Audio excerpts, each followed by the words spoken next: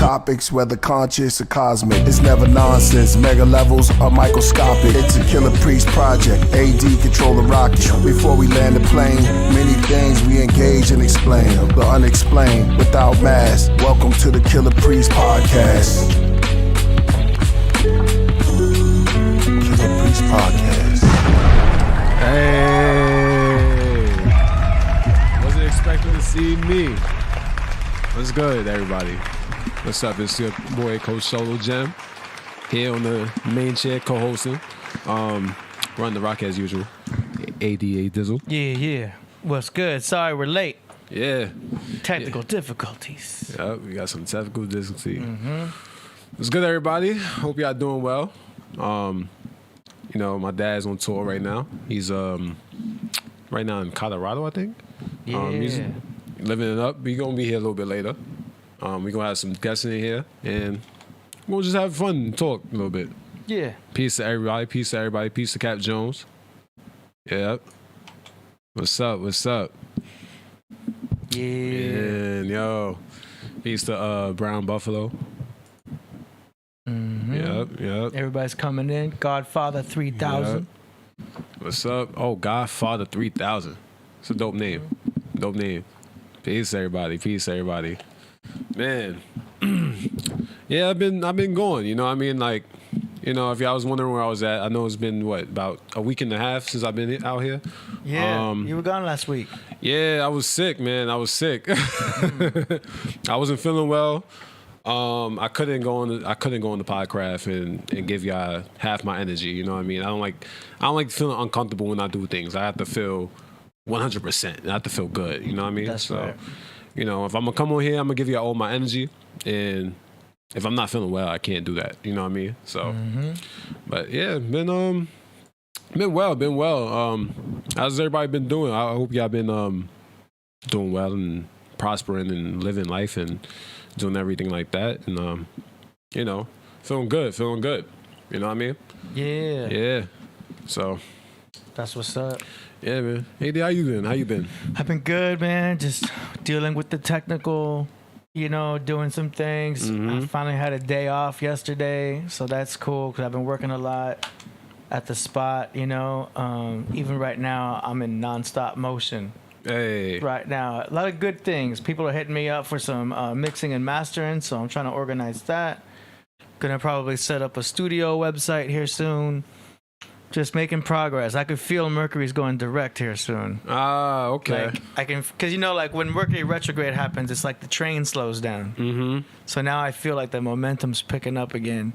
Okay. Things are moving forward. Phone calls are happening. The mind is moving forward now. Like I'm feeling my entrepreneurial spirit again. Okay. Do you know what I'm saying? I know it's nothing to do with weed intake or diet. I know it's nothing to do with that because I haven't changed anything. Do you know what I'm saying? So I know it's something planetary because I've been consistent in everything else. So I know, like, okay, now the mind's starting to get more entrepreneurial, more expansive. Do you know what I'm saying? It's a lot less of a foggy brain happening. We're still in the retrograde, though. Yeah, I could tell. You know what's crazy? I could tell because I've been feeling a little weird a couple days. It's been weird. It's been weird. I got locked out of my apartment. Oh, wow. Yeah, kind of crazy, you know. So I definitely do still feel a little retrograde. Did you have to break back in? Yeah, I had to call a locksmith and he had break in for me. Yeah, I know. Dang. But hey, he got me in the crib, you know. I'm always afraid of locking myself out. Yeah, it was unexpected too. I kind of it was one of those dumb moments where you just like, I got too excited about leaving. Yeah. That I left my keys on the counter. So it's man, I'm always, as you get older, you'll do a check. You'll be like, keys, wallet, phone. Yes. Keys, wallet, phone. You always check that. It's like, even when you're by yourself in your own house, keys, wallet, phone. I don't always carry it with me, but like, it's the habit of always checking. Right. Or I'll be at someone else's house, out of nowhere, randomly just hanging out. Keys, wallet, phone, just doing a check, making sure I still got everything. You know what I mean? Because I know what it's like.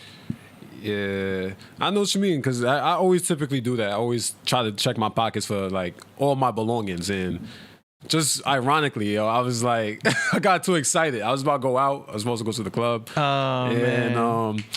I had my wallet, I had my phone, and I had my keys, and that was like the main thing. So my night ended up getting canceled that night, and I had to get back into the crib. Yeah, I didn't even get to enjoy my night. Damn. Yeah, and that was like my first day without being sick too. That was like I was trying to enjoy my night that day, so I didn't get to. So it's all good though, you know. Definite retrograde moment right there. Yeah, we live and we learn, but we all good. We all good though. You know what I mean? I tried to break into the crib too. I tried to. And Yeah. it didn't work out for me. Yeah. So it was one of those moments though. But yeah, retrograde is still around, you know. I just want to say this too. I just want to wish rest in peace to the great Jim Brown, you know. Legendary running back for the Browns. You know what I mean? Number 32. You know, as a young running back in the day, I looked up to Jim Brown. Jim Brown was a very tough runner. You know what I mean? That was in my era. You know what I mean? But I definitely always watch old highlights of, you know what I mean, running backs and get inspired by that. You know what I mean? Inspired. And Jim Brown was like he was a tough runner. You know what I mean? Like very tough runner, downhill runner. You know what I mean? I think he won the MVP. He might have won the MVP or something. Not too sure, but you know, I think he probably won some. He definitely won a lot of awards though. Leading rusher. He was a leading rusher one time, and everything like that. So, RP to the great Jim Brown. You know, I had to say that because you know, as a football, it touches my heart. His spirit is always there. Yeah. Mm-hmm. You know, big time athlete. But yeah, it's crazy though. Syracuse retired his number. Okay, that's dope. I mean, you have to retire his number. It's Jim Brown. You know what I mean? Jim Brown's my top 3 running back all the time. Yeah. It's crazy because I wish I actually saw him play like in live action. I'm pretty sure that was crazy. You know what I mean? He was a running back in the 70s, right? So I can only imagine, you know what I mean? Back then, you know what I mean? Jim Brown was a tough runner. And he definitely played in some movies too. Yeah, I know I saw him in movies. He definitely played in some movies. But I know I saw him in movies. Put in the chat what movies you saw him in. Yeah. Cap Jones says Jim Brown is in my top 3 of all time. Wow. Yeah. I mean, he's going to be in a lot of people's top 3. You know what I mean? Like, if you watch him play, I'm pretty sure, Jim Brown would be in my top 3 if I wasn't such a new era player. But, you know, Jim Brown, I always respect it. You know what I mean? He played in a more tough era. You know what I mean? Back then, that's when football was really football. So, in my opinion, he played in a tougher era. You know what I mean? That's when defenses were really good. There was a defensive league back then. There was a running the football league.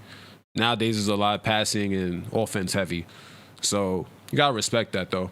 Yeah. You know what I mean? Wow, man. Yeah, man. Yeah. How old is he? He was Hall of Fame, huh? Yeah. Oh, yeah. Hall of Fame back. Yeah, definitely. Damn. Yeah. How old is he? Probably like 80, in his 80s or?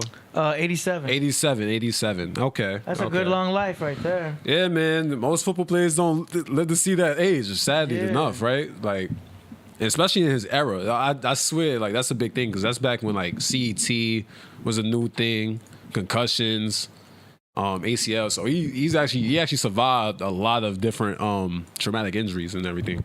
Damn. Yeah, man. That's good. That's a blessing that he didn't suffer nothing significant like that. He probably broke a collarbone or something, but you know that's a typical football injury. Wow, he was in the Dirty Dozen.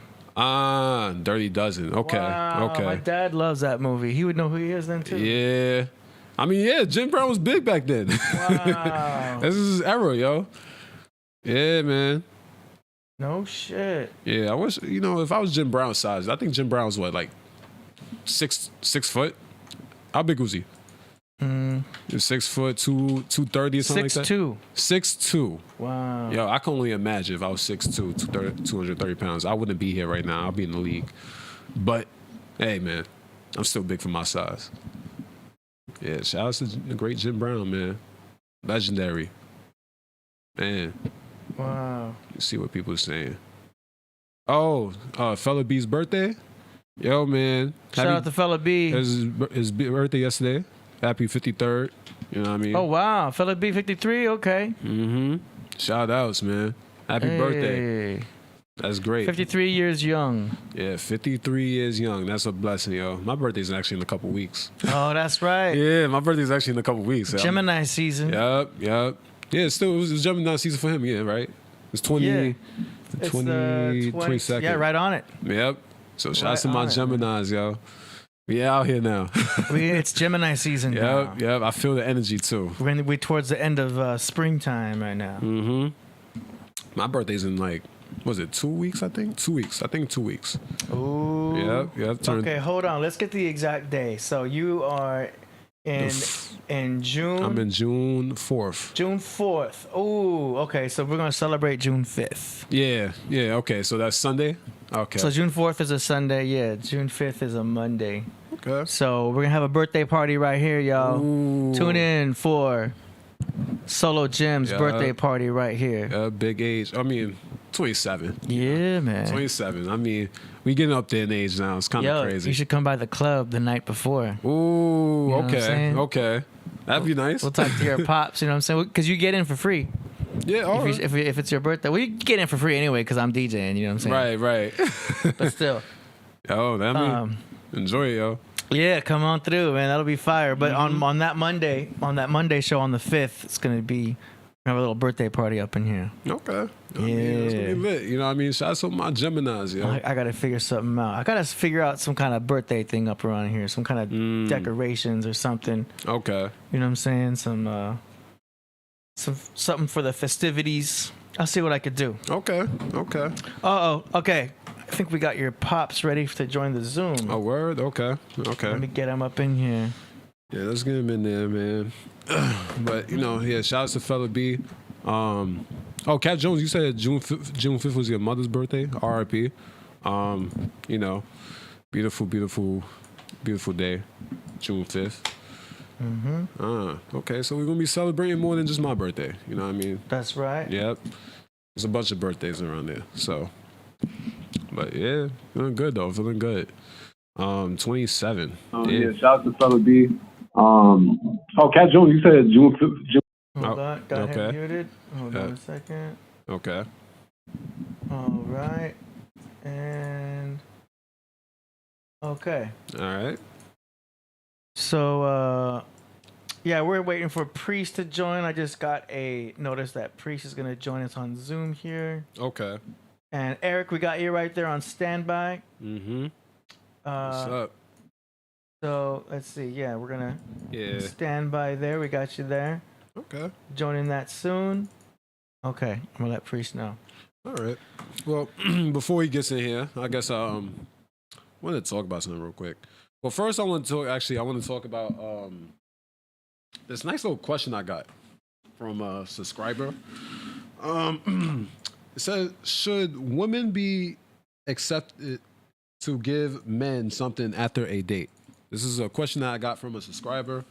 Shout out to the subscriber, but found like it was a very interesting question. All right, let's do that question one more again. All right, so the question was, should women be expected to give a man something after a date? So, should women be expected to give a man something? Like a consolation prize? Little action, a little action. Something that... Oh, that's controversial. It is very controversial. I'm a firm believer. It depends on how y'all flow. I'm always a person like that. That's how I am. I'm always more into energy and vibes. So it depends on how y'all communicate and how y'all go about each other. I don't think nobody should be expected to give anybody something like after a date. But, I mean, you took her out. If the vibes are good, you know what I mean? It depends on the guy, actually. It really do. You can't expect nothing. Yeah, you gotta, I always say, I keep my expectations very low. Can't expect anything. 'Cause it's, now you're going into the formality of the date itself. It lowers the magic altogether to have any expectations. You know what I'm saying? Mm-hmm. I like to sneak girls into dates so they don't even realize they're on a date. Yeah. I'd be like, yo, I'm going to the store. You want to go with me? Because I'm going to the store. You can come with me if you want, but I'm going to the store. You want to come with me or not? Right. You know what I'm saying? Maybe you can pick yourself up something. You know what I mean? Like, yeah, sure, let's go to the store.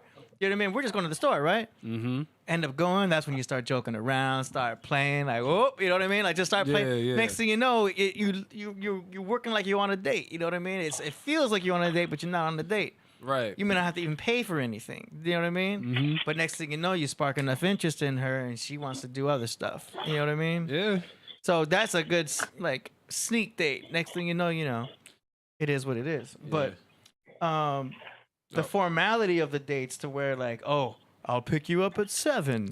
All right, we'll go to the theater. Like, they don't do that anymore. Yeah. If you ask a girl to go to the movies, if the movie starts at 7 and you got to be there at 6:30, tell her the movie starts at 6 and you got to be there at 5:30. That. Mm-hmm. That way, when she's late, you get there right on time. I've been in enough dates to know that you have to lie about what time to be ready. Yeah, no, that's very true. You know what I'm saying? Yeah, if you want her ready by 8, tell her you want her ready by 7. Yeah. That way, when she's late, she's right on time. Mm-hmm. That's the best advice I could give. Respect. I've been lying on the first date. Yeah. Oh, my dad's it? Yeah. Priest, you there? Okay. Yeah, unless it's a drive-through, a drive-in. Yeah. I go to the drive-in like it's 1950s. Yeah. They still have drive-ins too. Oh, yeah, drive. I mean. Yeah, you got to go to like, almost the hood over here, but. Okay. I mean. It's kind of, what's the name? My connection is not. Y'all hear me? Yeah, we hear you. I'm gonna put the share screen on so you can see everything. There we go. Yeah, I see me. Yo, what up? Yeah. Are you on the camera?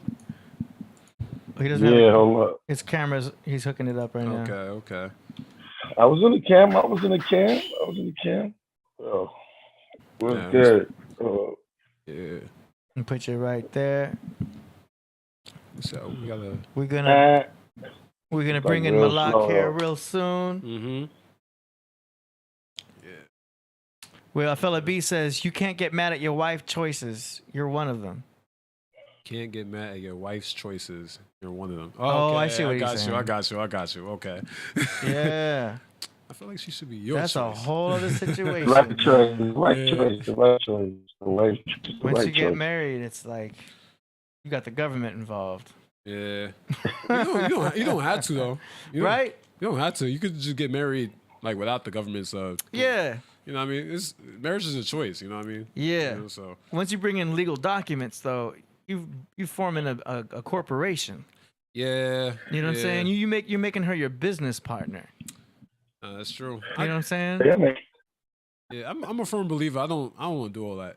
Yeah. I mean, like, I feel like our love should be without all the signed documents. You know, it's all. Yeah. You know what I mean? Like, our love should be built more than just a piece of paper. You know what I mean? Like, all that type of stuff. I want to have the option to leave without her taking all my shit.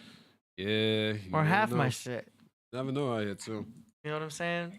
There's a law out too. If you live with a girl long enough, there's a law to where it's like you already married. What happened? Go, Priest. Go ahead. I hear you. I don't even know because it's terrible here. It's a little choppy. And, it's a little choppy. I'll get it together soon. Oh yeah. Well, see, they put out those movies like Pretty Woman, and I was just checking it out, Pretty Woman, and Pretty Woman. Yeah. You ever said Pretty Woman? Pretty Woman? I remember it, yeah. No, I never saw it. Pretty Woman, I was watching that one. Yeah. Crazy. She was off the hook. Hold on, everything has Pretty Woman and 50 Shades of Grey. So when stuff is just happening, you see me? I'm going out. Nah, we don't see. We hear you. Oh, no, we hear you. You're coming in slightly choppy, but we got you. I think you're good. I said 50 Shades of Grey. Yeah. It's just like spontaneous, crazy stuff that just be happening, and it builds like the character. Like you got to look at the way they want to fashion society in certain these movies, and it started. Pretty Woman came out in the 80s, So they were starting back then. Yep, 1990 to be exact. Hello? Yeah. Yeah. Using all his wealth, so they was exploiting these in these movies from way back then, like access and value that the dude had, all this money. Even and what's the one with the Tom Cruise? Not Eyes Wide Shut. Yeah, that's one too. Yeah. But they would show you how the occultism plays a part, and then how she cheated on him, and then he went to pay her back, and they end up in the occult groups and all of that stuff. And then you have all of this stuff online and things that's going on now. So all of those movies back then played a part. And they started this like in the 80s and the 90s with Pretty Woman, and Rich, the Rich, his access, and he's getting a woman to do that. Then you have 50 Shades of Grey. So dating has been crazy because it's been put in the minds of individuals, man and female, to be this like kind of crazy, self-entitlement. You know what I mean? Everyone's out to get what they want to get because of these movies that they were putting out. Ever since then, they was making it a norm. So society now is like crazy, and they did it just like how they did the serial killers. When we was watching the serial killers and those cheesy sleaze movies with the serial killers, you have monsters, and next thing you know, you got the 45 killer running through Coney Island looking for any and everybody to shoot. You know what I'm saying? After it gets 6 o'clock, and then you got the person who ran into. I'm just saying how movies influence the separation of couples and stuff like that. So let's just come in. I always put it on the big screen because Hollywood always have something to do with those types. No, yeah, I agree with that. I feel like, well, obviously a lot of media has to do with a lot of like normal relationship things. I would say it's more like the princess movie stuff. Like I always feel like since a lot of girls saw like a lot of princesses and the superhero, the hero saving the girl from the princess. Now that's kind of transpired to like modern dating. It's kind of sad, but yeah, I definitely do agree with you with the the psychopaths and everything like that. That's kind of, I feel like right. So everyone, it's nothing wrong, but it's how you interact with it, how you the individual take yourself in accountability. Like you can't over abuse. Everything's a balance. It's not going too far to the left. And, and us guys are attacked a lot. You know what I'm saying? And you can't go too far to the left and too far to the right. You have to balance it correctly because it's a real serious issues out here. When the movies are how they started with the dating and these crazy. They had one called Affair. What it was one like Fatal Attraction. Okay. Fatal Attraction. And so this builds in the mind state of the businesswoman who was going out there, and then because they were when they were giving them a bunch of opportunities, which was good, positive, but then it becomes scandalous into attraction, then fatal love, then crazy stuff that happened. Next thing you know, you're looking on the news and it's going down in Miami. You know what I'm saying? It's going down out in Miami, and those things are pushed into our consciousness and our homes, and just regular dating. Just regular dating is kind of crazy right now. That's why before I try to bring out the how it started from the corny, just going into drive-throughs, from how the jukebox and how music was introduced, and how music was introduced to the dating game. Before that, it was just cut the flowers, give cards, and it was just like whoop, like Leaving the Beaver. It was like, hey, meet the parents. It's crazy. I digress. Yeah. I get you. Nah, yeah. I think a lot of old school music in terms of like soulful music, I feel like describes dating in a positive light. You know what I mean? It was more about love back then, in my opinion. You know, I think nowadays it's like it's not really about dating. It's not really about love no more. It's more about like just smashing the girl and that's it. There's no real feelings involved into this, you know, to music today in terms of like dating. Oh yeah. I think it's like Al Green, Smash and Dash. yeah, it's Smash and Dash, Glazing Days. This is a lot. There's a lot of those, right? But yeah, it's yeah. Shout out to Quagmire. But I don't care if you got an ounce bounce. You know what I mean? mm-hmm. You know, it's like everything is just weird. But I digress. Let me.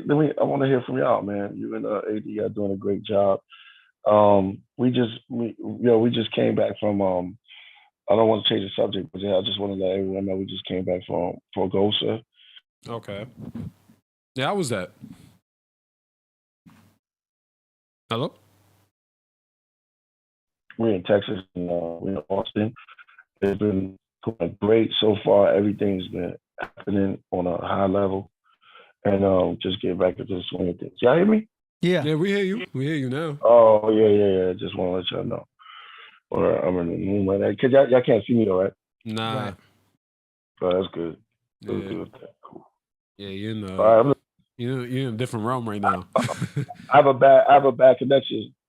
It's a little, just a little drippy, but I'm listening. Yeah. They got Wi-Fi? Yeah, I'm on it. I don't know much. Okay. Okay. And people asking where you at. He's here. He's just in another room right now. But They see me? nah, we They can't see see me? you. We can't see you at all. What But, about now? nah, like I'm not, like we can't see you in general. Like we can't. Yeah, Oh, okay. but you know. You can see the chat room though, right? Me though, huh? What you said? You can see the chat room, right? I can't see anything. Oh, And the screen is completely black. cause you see us.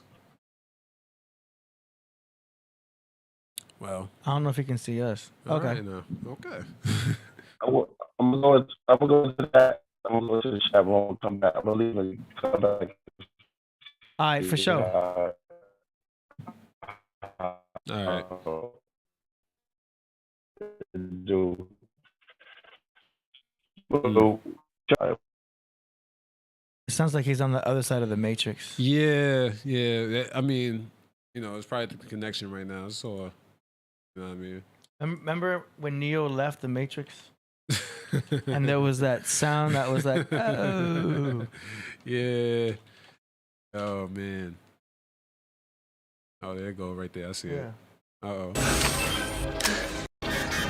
Targeting. Lock. I got him. Now tank. Now. Oh, man, yo. That's what it sounds like right now. Yeah. Man. All right. Yeah. We're gonna come back though. Man, that man, okay. Man, I was like, man, what was gonna go in on then? Oh yeah, I just want to no, congratulations to all the college graduates. I have a lot of friends that graduated. Oh yeah, huh? Yeah, Class of 2023. Yeah, class of 2023. I got some friends that graduated. I got peers that graduated, so you know, I just want to wish them, you know, congratulations and everything. It's a beautiful, beautiful thing.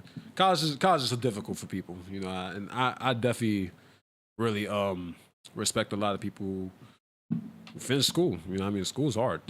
Yeah. Yeah, school's hard. Like when I finished school, it was an accomplishment that I honestly was very insecure about. I didn't know if I was gonna be able to finish college. I was very scared. So If you don't finish school, you got to get a GED. yeah. Oh, that's for high school. You know, I mean, high Yeah. school and everything like Oh, that. for high school, yeah, that's a good enough diploma. Yeah. Shout out to Yeah. But it's- Chris Rock for that one. Right. He did get his GED. Right. Yeah. I mean, look, it's all good. I mean, listen, no matter what, you get like a diploma or a degree, it doesn't really. I feel like it depends on what you want out of Yeah, it life depends on what you're majoring in. and everything like that. Like I think a GED is good for a person who just wants to get into they field right away, not worry about education. I think education is more good for like if you want to professionalize in a certain field. You know what I mean? So, but everybody who works hard in college, trust me, it's a tedious job. Yep. Yeah, trust me. When I went to school, it took me a minute. I mean, it only took 4 years, but it's definitely difficult. Once you go to those 400 level classes, that's the real stuff. Yeah. Senior year, that's the real school, in my opinion. That's what right before you get into masters and everything like that. So, hey, but Man, I was just trying to get to class on time. was you? Yeah, because I lived in the dorms, Okay. so I rode my bike to class. Oh yeah, that's Yeah, had a BMX. a word. Okay. Yeah. Okay. That's something. I mean, I walked to school. I mean, that was my thing. I was in the dorms my first year in college. I was in it wasn't even real dorms. I was in the HPC. Well, I'm bugging. I was in a JUCO. JUCO is like a community college. I played football. Nice. So it was something, you know what I mean? But it wasn't the real university though. It was like it was just something. But I got into a state college and then graduated in Buffalo. So Yeah. but Yeah, at Cal State Long Beach, they don't have a football team. I wish they did, though, because I would have joined the drum line. oh word. Yeah. I was hoping they had a drum line. I almost went to USC Okay. for the drum line. Oh yeah, no, that's the real college in my opinion. Yeah, that's like $30,000 a year, though. I'm like, Yeah. the drum line's not worth it. So I went to Cal State Long Beach instead. Okay. Joined the basketball pep band, playing the keys. Yeah. know. Lucky for me, I don't got no loans. That's one of the blessings about me going to a state college and everything. I didn't have to do no loans or nothing. Yeah. Yeah. It's so common for people to have financial aid loans they still have to pay off, I still get spam calls saying, hey, we can help you pay off your student loan. I'm like, I don't have any student. They're like, you don't? Nope. They're like, wow, okay, never mind. It's just so common, Man, I could imagine. Yo, college was, it was a time for me. I had fun. I definitely enjoyed myself. I think college is a time to like really grow as your own adult. Like I feel like when you're so early in college, I feel like you're still trying to figure yourself out. Yeah. So I think it's a good in between door. Like when you're 18, going into your 20s. I think I don't know. I've always felt like I think a lot of people should go to college just to experience it. No matter if you want to finish or not. So Yeah, like, it is for the experience. So I've always said like it helps you find yourself. You know what I mean? Like Yeah. I finished college. I'm not exactly getting into what I'm into right now, but it expanded my knowledge, and that's why I appreciate from college and everything like that. Yeah. I had a good time, but I dropped out. Hey man, But I don't regret anything. Yeah, it was a good time. It was just time for me to move on because I was making money. I'm like, I really don't need this college stuff. I need to be focusing on what's important. Yeah. Making money. So I dropped the hell out of college and started my own business. And that's good. And That's the way to do it. And I appreciate that because that's the journey of life. Like, you know what I mean? You might not listen, when you're so young in your early 20s, you don't know what you want to exactly do. Yeah. So, it's you found your stride at some point, Yeah. and that's the beauty of it. That's what it was about. Yeah. That's what it's about. Look at me right now. I'm on the podcast. Yeah, You know what I mean? man. Like, look at me. Like, I could have been like a nurse or like a athletic trainer and stuff like that. Yeah. I'm still working towards stuff like that, but we're getting where we get to. You know what I mean? And Man, nowadays you can just be a good YouTuber. Make some real money. yeah, that's true. You know what I mean? I see my face. I think I was built for radio if I wanted to be in radio. Man, you can do a lot of things, I think man. You got a lot of options. Yeah. It's a beauty though. It's a beauty. But shout out to everybody who graduated college. I have a lot of friends. I gotta really shout them out. So Shout out to M Kush, CSULB. That's where I went to. That's right. Okay. Yeah, shout out to, I wish I went to school in Cali. I wish I knew how that felt. It's fun, man, because it's so much of a party atmosphere because of the summer and the heat, and you know what I mean? The beach is right there. Yeah. Like, that was literally the name of Cal State Long Beach. We didn't have a mascot. They just called it Beach. Like, it was the beach. You know what I mean? And it's like, well, no one's really going to Long Beach, but right. they just went with that because it's so much by the coast. You know what I'm saying? And the air is so fresh. There's eucalyptus trees all over Cal State Long Beach. So it's just you're breathing like You just happy to be there. Yeah, man. You know what I'm saying? And that's where I was slanging mixtapes. I was starting my own little pseudo record label back then. So Yeah. it was more about what was going on outside of class than inside of class. That is very true. I think that's the most growth. I feel like outside of class, like, yeah, obviously you go to school for classes and everything like that, but the side hustles, I think a lot of development happens outside of the classroom in general. So I think that's really important and everything like. And you're lucky this is in California. I was in cold Buffalo. Buffalo was cold. Okay. Yeah, it was no beaches. No where's that?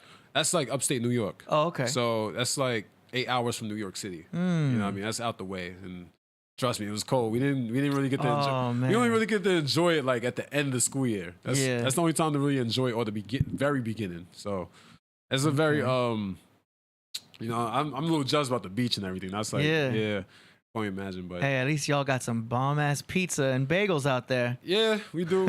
I say that, you know what I mean? Pizza, well, it's nothing like New York City. Yeah. But Buffalo, you know, they try. You know, they got the good food out there. It's the good water. Yeah. Cali, they try, but they not. Yeah, it's just different stuff. We got tacos.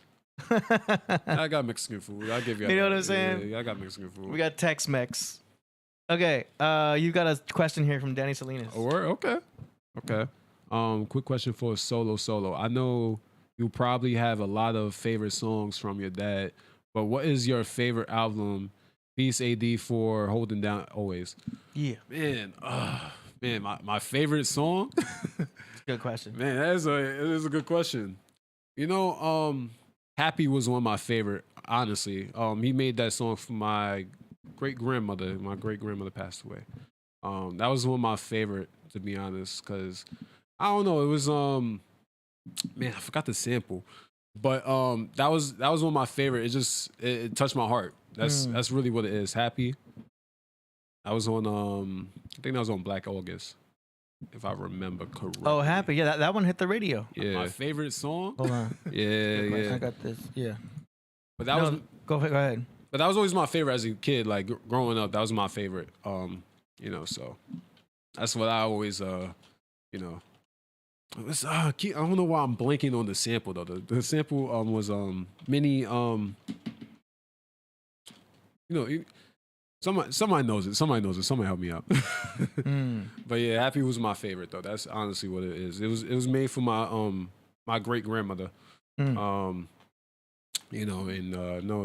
that was a big part of my dad's childhood, and you know, so it was it resonated with me. It just resonated with me. It touched my heart. Nice. Yeah. God Sentinels 777 says he seconds that. Thank you so much. Yeah, he plays that for his moms. Oh, that's see, it's dope. It's a very spiritual one. It was made for my great grandmother. But Zooman points out that he asked for your favorite album. Oh, my favorite album? Mm-hmm. Oh, I guess Minnie Ripton. Yeah, Minnie Ripton. Yeah. Thank you, S.L. Smith. Yeah, I appreciate that. But what I was gonna say, my favorite album, damn. See, I ain't gonna lie, Happy Ever After Forest, I kind of love that one. Because it's so creative. And you in it. Yeah, I'm in it. I'm in the Black August too. But that's right. Yeah, I am. But it's tough. I mean, there's a lot of good projects. I would probably say Forest right now. I ain't gonna lie, by the album. I'm gonna advertise it real quick. Yeah, shout out to Forest. Happy Ever After. My dad just came out there on May 1st. Opens up the spring. I hope y'all listen to it. You know what I mean? Oh, I'm on God's Nature. I'm featuring on God's Nature. Yeah. Yep. But that's probably right now. I mean, that's a cop-out answer, I guess, but it's just one of my favorite because it's such a different range from my father. Mm-hmm. So it was, real creative. You know what I mean? So I can't lie on that. I could also say Black August because that was the first album that I cognitively remember him working on. The very first one I cognitively remember. So I was a little kid, you know what I mean? Yeah. All right. Yeah. I think, is it time to bring on a guest? Yeah, it's time to bring on the guest, Yeah. Yeah. Yep. All right, let's do it. Let me set this up real quick. All right. Get ready. And we've got none other than Malak in the building. Did I say that right? Malak? Peace. Eric Gabar. Okay. Yeah. Yeah. I remember. Yeah, he was on before. I remember. He was on. What's up? Yeah, I What's was up? going to be solid. What you said? I said, what up, Solomon? What's up? What's up? What's up? It's good seeing you again. You prefer to be called Solo? Hey, I mean, solo, Solomon is all good. You know what I mean? Whatever you feel like fits need. You got a special name. Yeah, man, I was listening in. Your birthday is on the 4th next month. Yeah, my birthday's coming up. Everything like that. Yeah, that's good.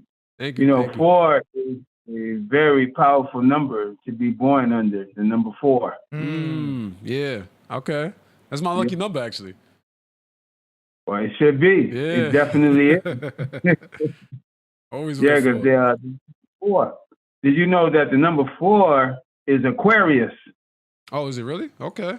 It is. Astrology goes very wide, very deep. It hits on every aspect of everything that exists. A lot of people are not realizing, like, when they talk about astrology, they're only interested in a person's birthday, but it goes very, very deep. Like, the first letter of your name is a S, correct? Yes. That's Sagittarius right there. Oh, wow. Okay. I didn't know that. That's okay. That makes sense. Yeah, though. It makes sense. It hits you. It impacts you. There's no way out of this. You know, a lot of people are just not aware of it. But you have this zodiac is cross-responding to every aspect of everything that involves you. You see what I'm saying? The S is representing the planet Jupiter. And Jupiter is wisdom. You see what I'm saying? Thank you. Okay. It's wisdom. It represents the most powerful artist. Wow. It focuses in on the part of the body, which is the throat. Oh, wow. Okay. And it gives that person very powerful vocal ability. Thank you. Oh, wow. That's deep. That's actually hit my spirit. Actually, that's deep because I've always been told I have a powerful voice. That's actually yeah, you do. Thank you so much. That actually hit me a little bit now. That's just wow. Yeah, I've been told a lot. Like everybody always says, I have a very powerful voice, and I appreciate that. And your voice is a power itself. When Jupiter is centering in on your vocal, going into your all over here, which is representative, if you understand, and metaphysically, that represents the 5th chakra, which is self-expression. And so now Jupiter is dealing with that area. In fact, some of the most powerful speakers in the industry have that Jupiter. This is why you command attention when you speak. It's no-brainer. Yeah. Your voice take you to heights all by itself. Just that aspect of yourself will take you to many levels of accomplishment. Just speak. Yeah. Wow, that's crazy. You know, it's so funny because like growing up, I've always felt like I was always nervous about speaking and everything like that, just to mess up my words and everything. So when I was told that I have a powerful voice, it boosted my confidence a lot, and I definitely do see that. Like people always wait for me to talk and be very patient with myself. So that actually comes full circle for me. That really hit me. That man, it's very real. It's very real. Like when I first started in this area of astrology, I grew up around a lot of astrologists. My mother, my sisters, very powerful astrologists. And at the time, I was a little guy. I used to just listen. I used to just listen to everything they say. And I'm very good listener. And I would just hear everything they say. And I had to make it make sense inside in my own head. You see what I'm saying? So, I kept listening to these things. Then I started doing my own research. I started studying this. And I was a skeptic because I was like, how can a letter on your name influence your life? I said, that doesn't even make any sense to me. I mean, I could see if somebody came up to me and grabbed me, that's hands-on, that's aggressive, that's going to get your attention. But I have very little respect for the subtle things that affect us. And now I have great respect for that because I know for a fact, having more experience and being out there, I know it's real, brother. It's very real. Yeah. Yeah. I agree with that too. I think I'm the youngest out of my brothers from my dad. And I've always been a listener. I've always sat down and listened and everything like that and waited. I've always gravitated towards that. Like I've never just spoke out my words. I always had to listen to and be like, I had to be patient with myself because I didn't want to just say anything. I just wanted to like say the right thing. That was always one of my like biggest things. But that's crazy. I didn't know. I would never know that. Like is your first letter, your name will tell you a lot. So I didn't know that. That's wow. Yeah. There's a famous quote. I think AD knows about that. What's in a name? Yeah. Going into how powerful a name is that's a study all by itself. Knowing how powerful a name is. And you command the world's attention just by the impact and vibration of the name you bear throughout your life. Wow. It covers every aspect of your world. Yeah. That name, people say, put some respect on my name. People say that. But they don't realize what they're saying, man. Right. It's real. I believe it's that. Real. Yeah, I try to live up to my name, That's what I say. I heard Solomon means peace. Solomon's a wise man, wise king. So I always try to live up to that. That was one of my biggest philosophies. At least live up to the name. Yes. Yeah. So, put some respect on my name. So you talking about Solomon, right? That goes into a very, very deep level. Like Solomon, SOL. That's soul. The soul. Wow. Yeah, and let me tell you more. In Spanish, that's how you say soul. Soul in Spanish is the sun. Okay. You see? And then the Solomon, that's the moon. Wow. So you have the sun and the moon. You see that? Man. Yeah, I see. Yeah, that's amazing. Sun and Killah moon. Priest told me earlier, he said, my son is going to be running the show tonight. And he spelled your name S-U-N. He said, my son, S-U-N, not S-O-N. He said, my son, S-U-N. Oh, wow. Yeah. So, he's picking up on this. He realized this, you know what I'm saying? So that's what Solomon is. Solomon is the sun and the moon. Wow. What that says is that it encompasses all things as one. And all this is internally, which creates the wisdom that flows through you and from you. You see what I'm saying? It's not a coincidence. Nothing is coincidence. Let me tell you, I never believed in coincidence. Everything happens for a reason, and everything happens right on time. There's nothing late. Everything is precisely when it's supposed to be. The universe is never late, brother. Yeah. It's exactly on time. You can depend on it. That's why astrology is so powerful, because everybody honors those stars, man. They honor what represent, they honor what they are saying, and they honor what they are doing, how they correspond to us, and we to them, as above, so below.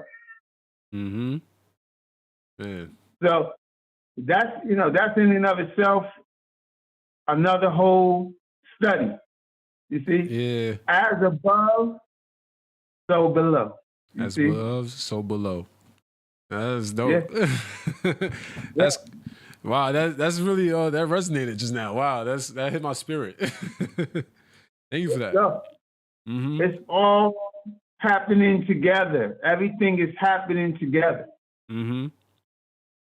This is why there's no coincidence, because what affects us above affects us below.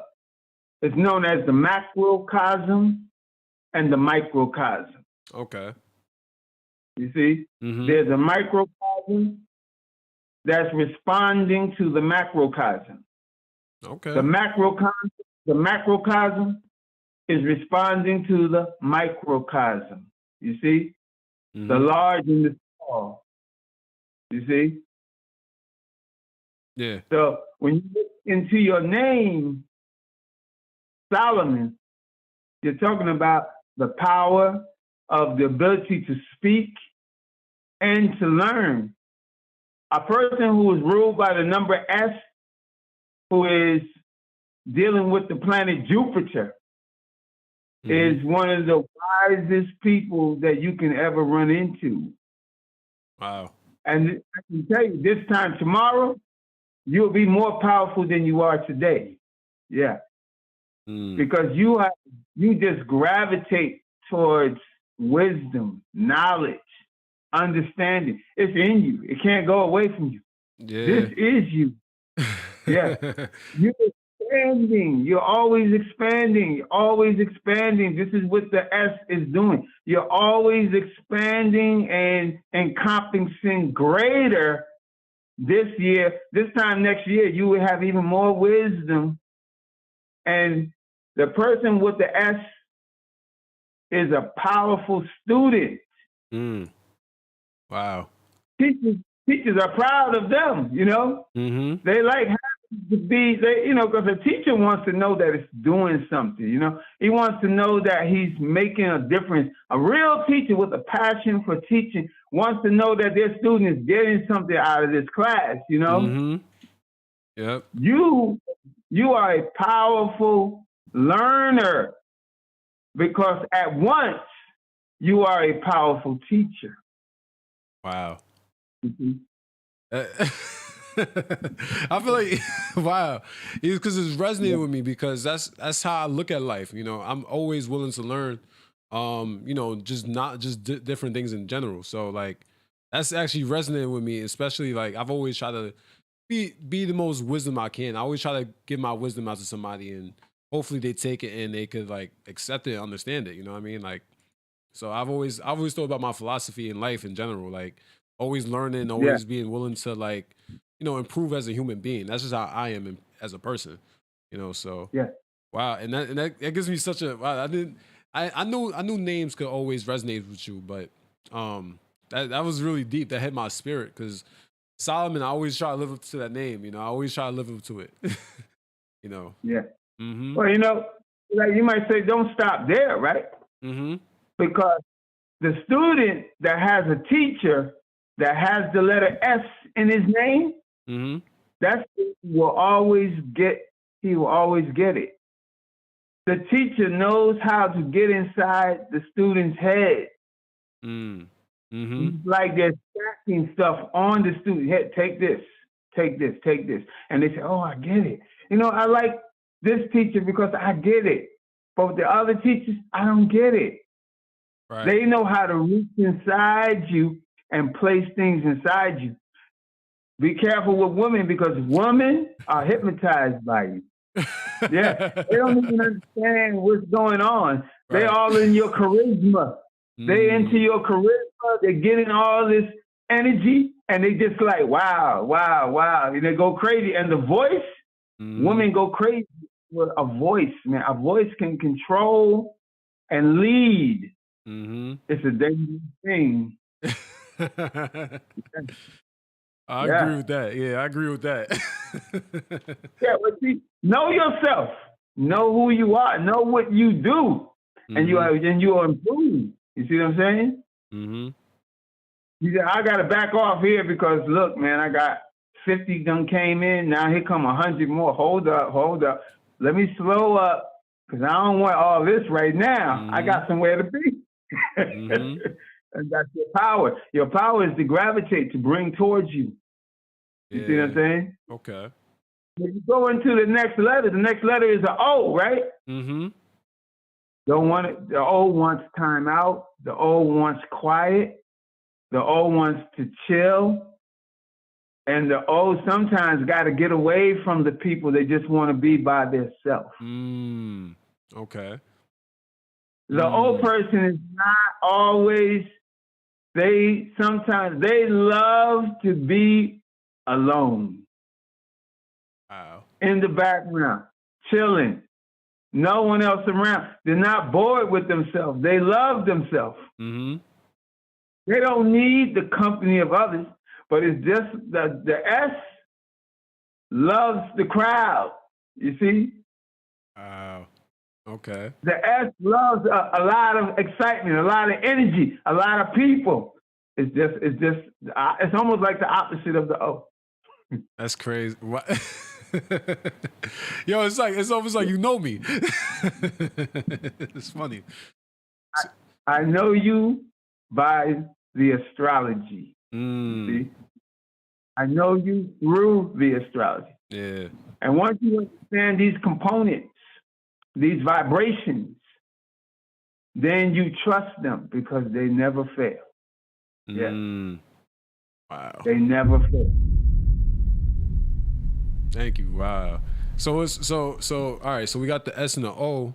What's the L? You know the L? The L is just like the S. Okay.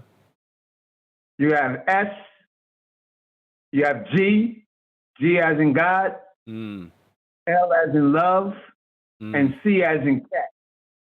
C, G, L, and S are Jupiter. They're all Jupiter. Okay. Yeah. Makes you powerful with musical instruments. Okay.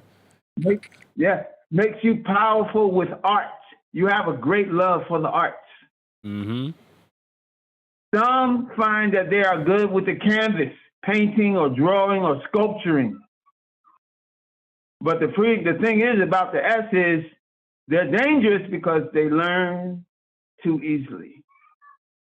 And so they tend to not stick with one thing, which ends up thinning themselves out because they're grabbing. Oh, I want this. No, I want to do this. Let me try this. Let me specialize in this. I want to be a tennis player. I want to be a baseball player. I think a basketball player. I want to play a trumpet. I want to play the drums. I want to play the piano. But you see, they have to slow down and they have to learn to stay with one thing long enough to master it. Yeah.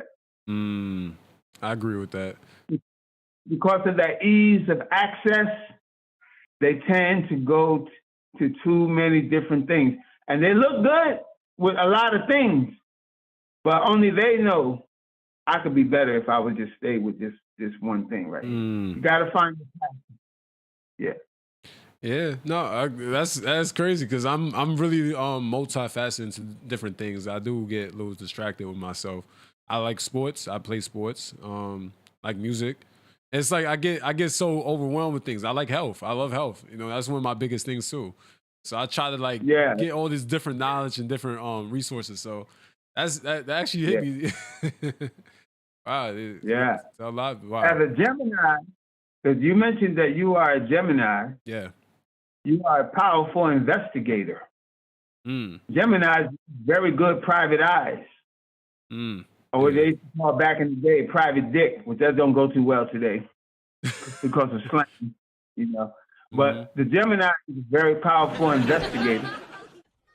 And so you're always researching. The Gemini makes you bored very easily. Yeah. So you need to be stimulated all times, you know. If it's not giving you an adrenaline rush, pretty much you're not interested. But you got that O to fall back on. The letter O helps you just to be able to chill and relax. Your favorite furniture in the whole house is your bed. Yeah. That's the place to lounge and relax. Yeah. And then you have that number 4. The number 4 makes you a genius. So imagine you got the S, that's already powerful. Then you got the number 4, that's making you a genius. And the 4 seems weird to people. They start, oh, you're pretty weird, man. Because the 4 is outside the box. They're thinking of things and doing things, and they're attracted to things that is just weird and strange to most people, because most people do not relate to what you are relating yourself to. Yeah. That's great. I mean, I was called weird as a kid, growing up, I was just had like different. I was just different, I mean, in terms of like, playing in the playground. I was much more into You're not to be understood. They cannot comprehend you, and that's okay. Yeah. You see, you have to understand that no one needs to understand you. They don't have to understand you. You see what I'm saying? You have to understand, overstand. You have to be the one to do that. Yeah. Because when you're called on to do something that's outside the ordinary, you specialize in that area because you've always been attracted to it. You see? Okay. I can see that, yeah. You put the final touch on something that already exists, something that others could not even conceive.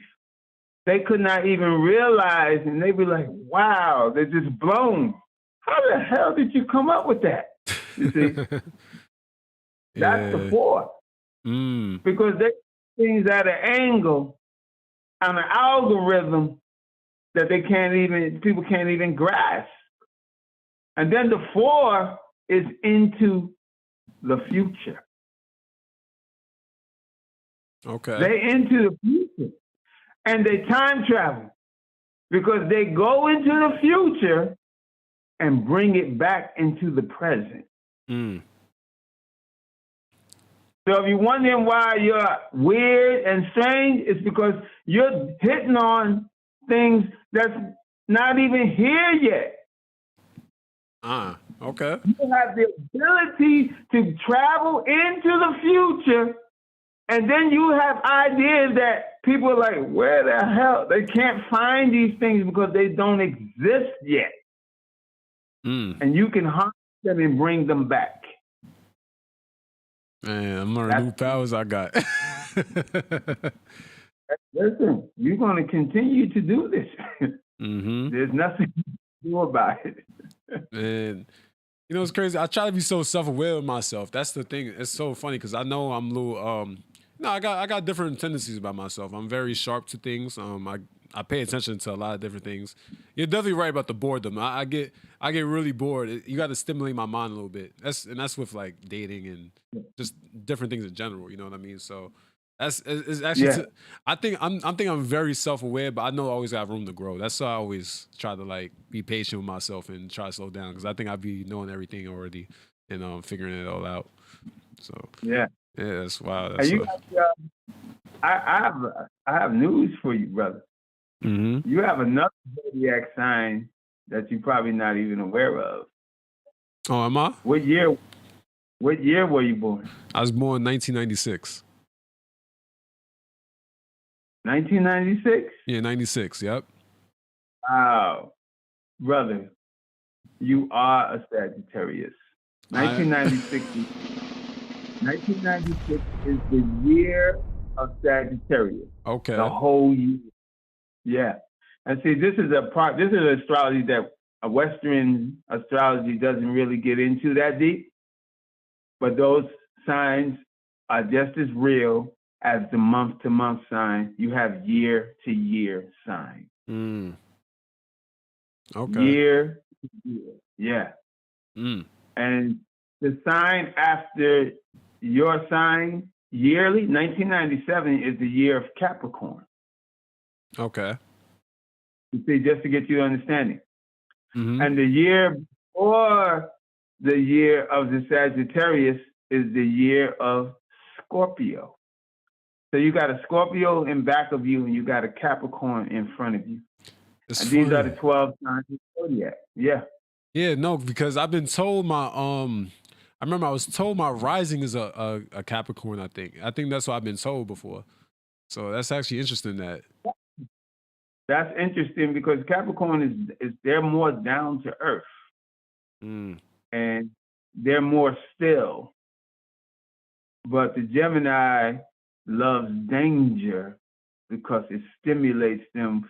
They feel good when it's a risk involved, and they get all into, and they know there's a chance that they could get caught, or there could be some fatality involved. I know it sounds sick. It's what it is, man. Yeah. Man, like going fast in a car is never too fast for a Gemini. 100 miles an hour, everybody's freaking out. Mm-hmm. It gives you that adrenaline rush, and you just look. Yeah. Wow. No, that's so crazy because it's so resonant.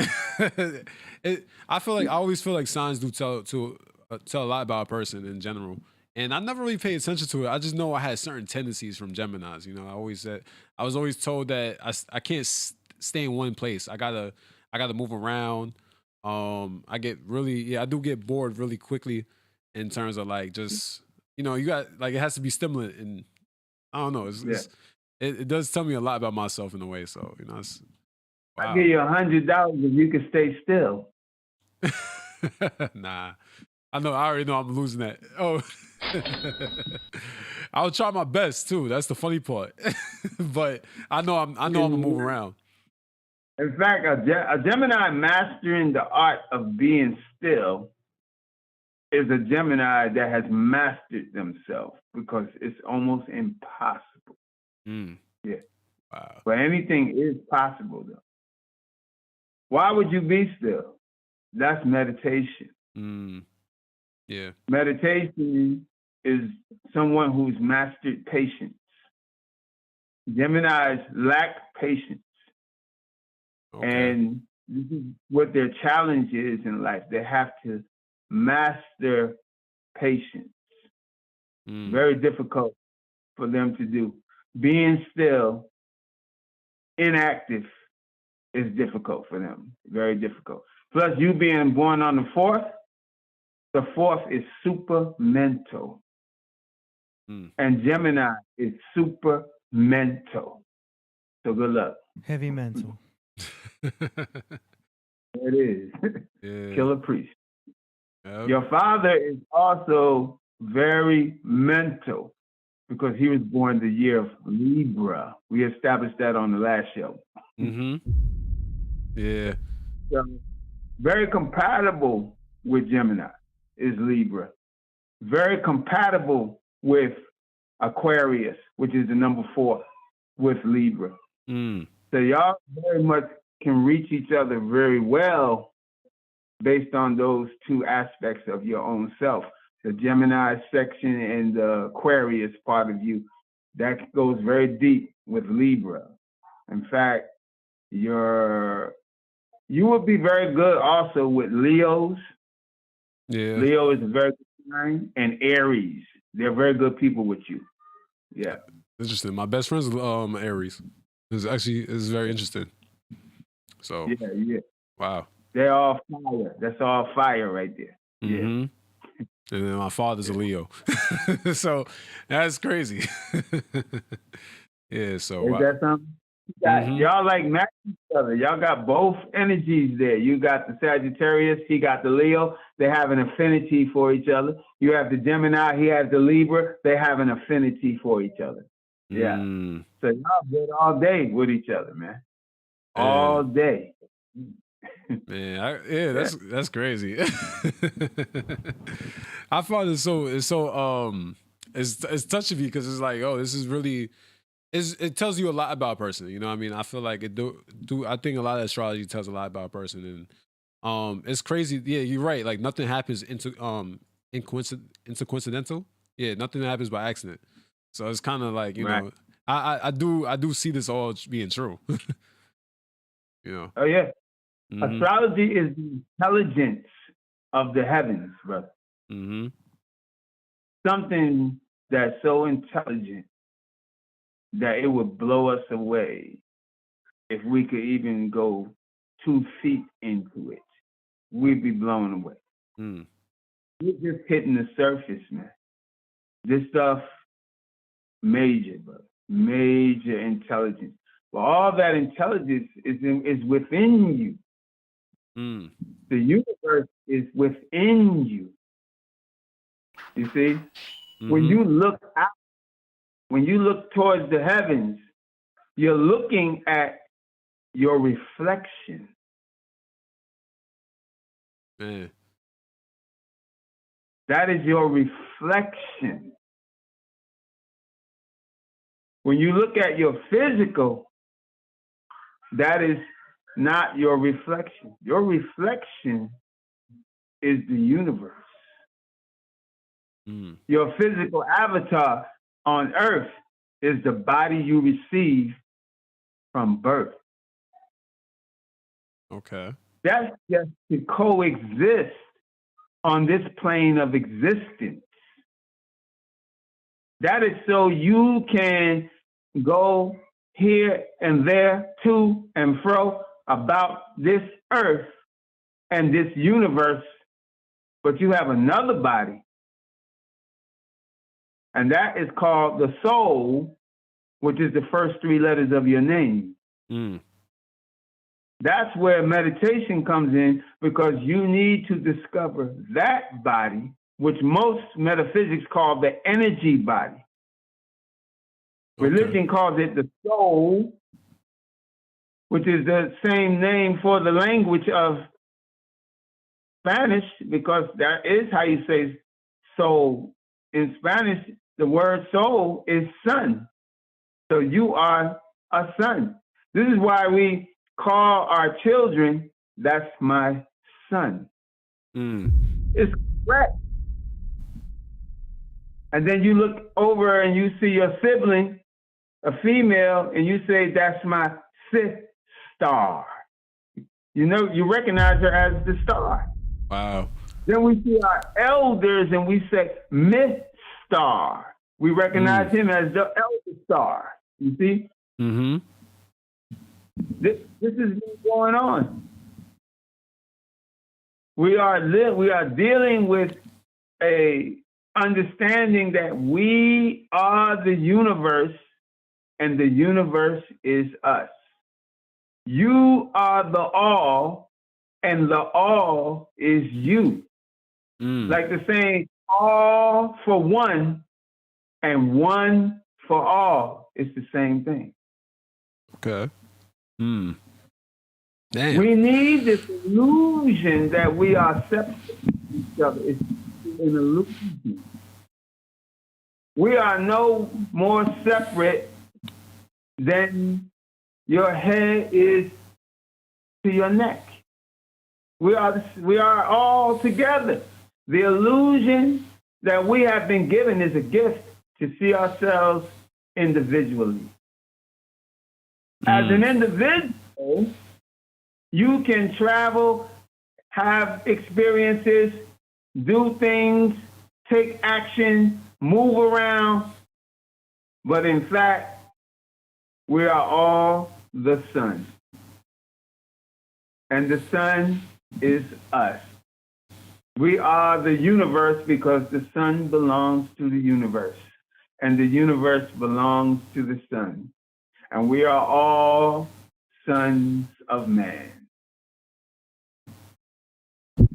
Wow. Nah, that's beautiful. Can't get away. Man. Which parlays us into the health topic, Mm-hmm. because you have to honor the temple that you live in on this planet Earth. It's very simple. What you put in is what you're going to get out. What you put into something is what you get out of something. Mm. The work that a guy puts into his body in the gym Mm-hmm. It's muscular formation that he ends up with. You see? Mm-hmm. I agree with that.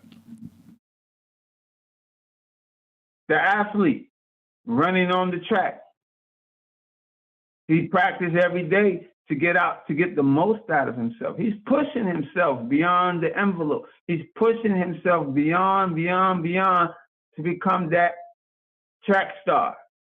Mm-hmm. And win the medal. It takes work. Yeah.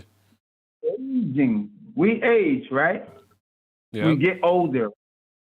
But the fact is that it's what you eat that ages you. Yeah. Yeah. No, you're right. It's the food that you consume that makes you grow older or stay young. Yeah. This has been discovered, man. So many things have been discovered that people will consider the fountain of youth, but it's been suppressed because of the market. There's a financial goal to reach, and if we was to reveal the truth, the hospitals would be out of business right now. You would shut down the clinics. You would go beyond the medical attention that they claim is required. It's all bogus. It's all baloney. None of this stuff is necessary. Yeah. It's really foolish. You talk about chemotherapy, right? Mm-hmm. That is the most tragic thing that you could ever have done to you, man. Yeah. Chemotherapy. Radiation, right? Is radiation therapy. Yeah. A radiation storm. Yeah. Mm-hmm. You're just one step away from the guy in the electric chair. He gets it all at once. They want to give it to you slowly. But drinking soda pop is not far from chemotherapy. Because the soda is destroying billions of cells in your body, and the chemotherapy is doing the same thing. Yeah. Man. When the chemo hits them, their hair falls out. Mm-hmm. There was a woman, she got chemotherapy, and her eye fell out of the socket because the bone was no longer there to hold the eye. It melted. That's chemo. Wow. No, that's crazy. It's ludicrous. Mm-hmm. It's nuts. And we still point into the medical attention of chemotherapy to this very day.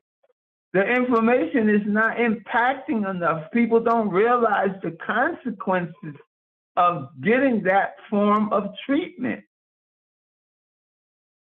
When you take pharmaceutical drugs prescribed by these doctors in the hospitals, these drugs are poison. And I'm not making this up. It's documented by the pharmaceutical industry, supervised by the FDA, Food and Drug Administration. We don't have nobody that administers drugs to administer food because they end up becoming one and the same. So you have the Food and Drug Administration, who has documented that all drugs are poison. I'm not making this up. Google it. All drugs are poison. So now you feel safe taking poison into your body because your doctor said so. If the doctor says it's okay, well, I must be wrong. So we have become comfortable prescribing poison to our patients. take a little poison. And I avoided getting bitten by a snake just so you can give me snake pills. Wow. Yeah. No, I got a big theory on doctors and everything like that. I feel like people are not true doctors no more. So that actually that tells me a lot that you're saying this right now. It's like I had this theory that people who are doctors, teachers, anything like that, I feel like they don't really truly love their passion. They just getting a degree. I don't feel like they really are true doctors, you know what I mean? Discovering new ways to heal us and everything. So, well, there must be a doctor. I got a PhD. I mean, yeah, a lot of people got PhDs. But we ain't healing. I have a medical degree, you know? Mm-hmm. Hey, they say I'm a doctor. Who are you to tell me I'm not a doctor? I mean, look, I'm just saying. I'm not saying you're not, but it's the truth. I feel I'm being doctor's advocate right now. Mm-hmm. Mm-hmm. So you understand that, you know, it's all crazy. The minute you go in the hospital, they want to see if they could cut you or drug you. Mm. Yes. That's what they want to do. They want to cut you or drug you.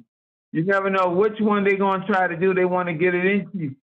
You know, there are certain hospitals that have come a long way, but here's the problem. There's something in mostly every hospital, I would say about 90%, is something called the hyperbaric chamber, right? Mm-hmm. Most people don't even know that it's in the hospital. And when you go inside, you have like 3% of the medical physicians that will tell you it's in the hospital. I'll tell you a tragic story. A young man went into the hospital. He had diabetes, right? Mm-hmm.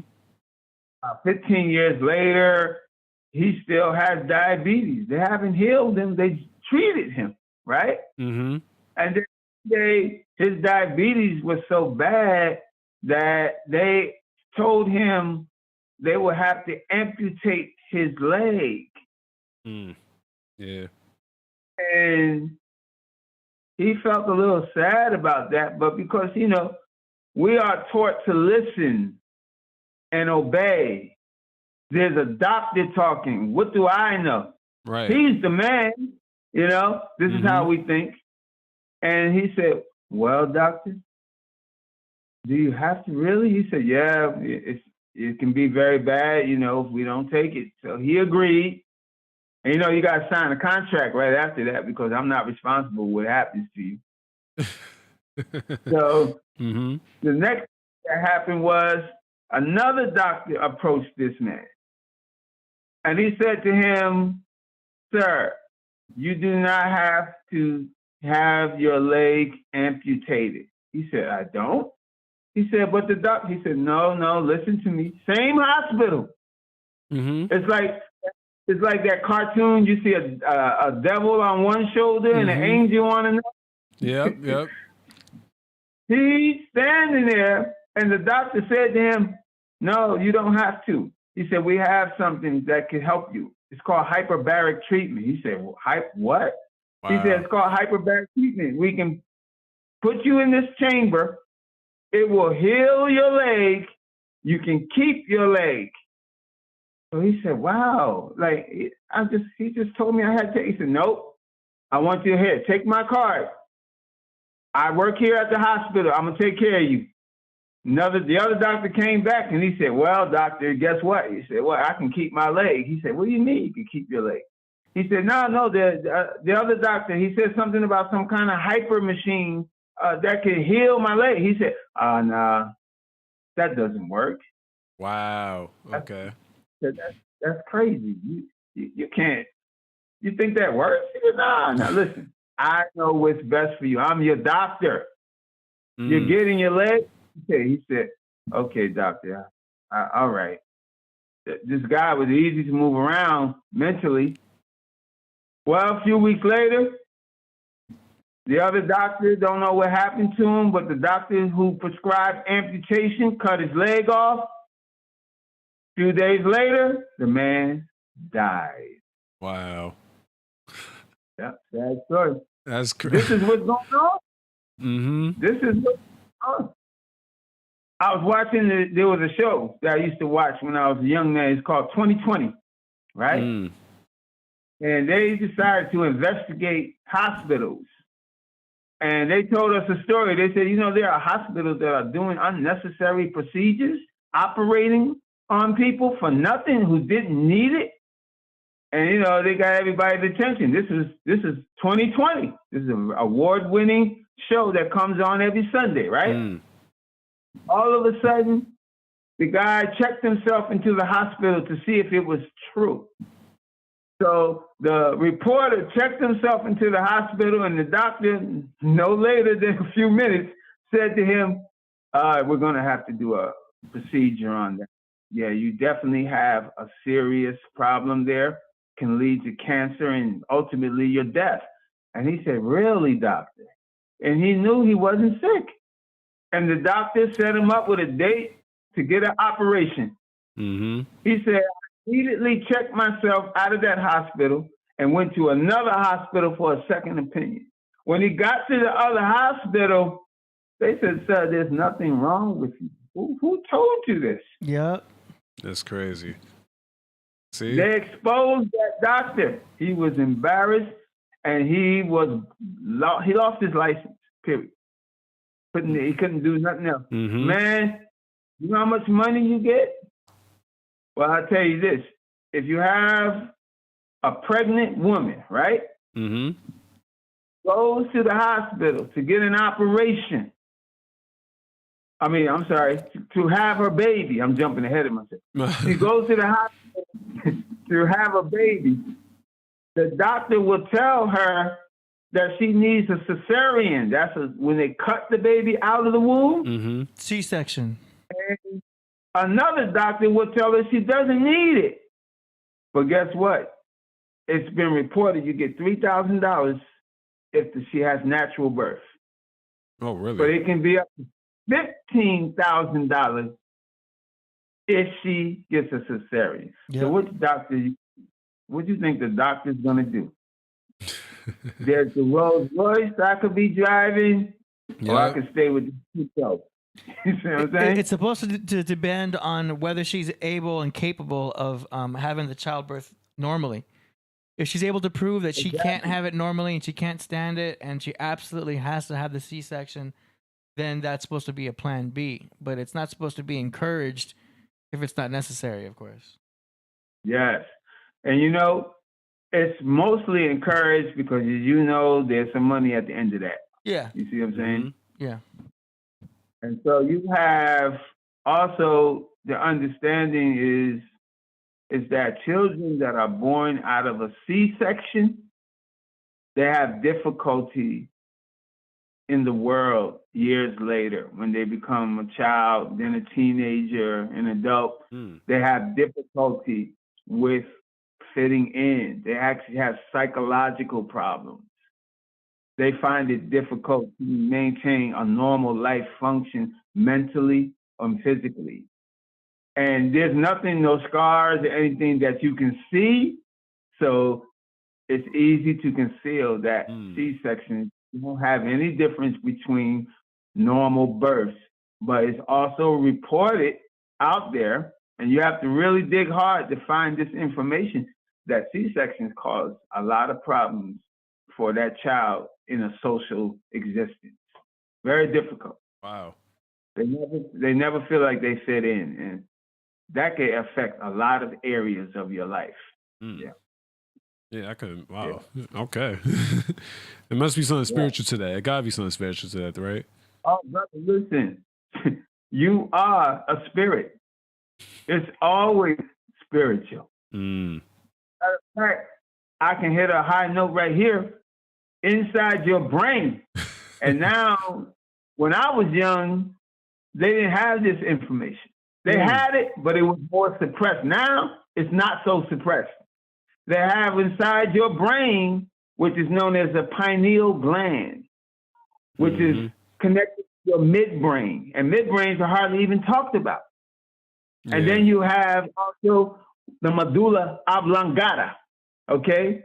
The eye of Horus, okay? With the Egyptian doctors and medical people during that time, thousands of years ago, were very, very appraised on their level of medical science was astounding, brother. They actually built monuments to this part of our brain. But, you know, it's not so far different today when you go over to the Vatican City in Rome and the Pope has a statue of the pineal gland. I mean, people notice. Like a skyscraper sitting there in the Vatican City in Rome. Because it's shaped like a pine cone. You see? That's why it's called the pineal gland, or that's why, well, actually, I think that's backwards. The pine cone is named after pineal gland because it's shaped the same way. Reason why I correct myself is because the pineal gland was discovered thousands of years ago. And there's a part in the Bible, if you read the Bible, there's a story in the book of Genesis about a man named Jacob. Thank you, AD. Yeah. There's a man in the Bible called Jacob, right? And Jacob, they tell you, see, the Bible is mostly symbolic, but there's a lot of people that actually take it literal, and it shouldn't be in some cases. It tells you that Jacob slept on a rock, right? And he slept in the place called pineal. Wow. Now, if you're really, really deep into metaphysics and the understanding of the human anatomy as it relates to spirituality and metaphysical, then you would have picked that up. Because not only that, the pineal gland, when you study it, thank you, A. Dizzle, the pineal gland is directly related to what is known as the seat of the soul. Now, the seat of the soul is the pineal gland that when activated, it will actually cause you to become the God that you are. Wow. Now,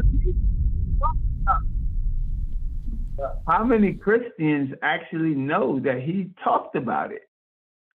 First of all, let's go back to the book of Ecclesiastes. What does it say in Ecclesiasticus? And also the book of Proverbs. It says in that book, the eye is not satisfied with seeing. You can easily look this up because I'm actually quoting it correctly.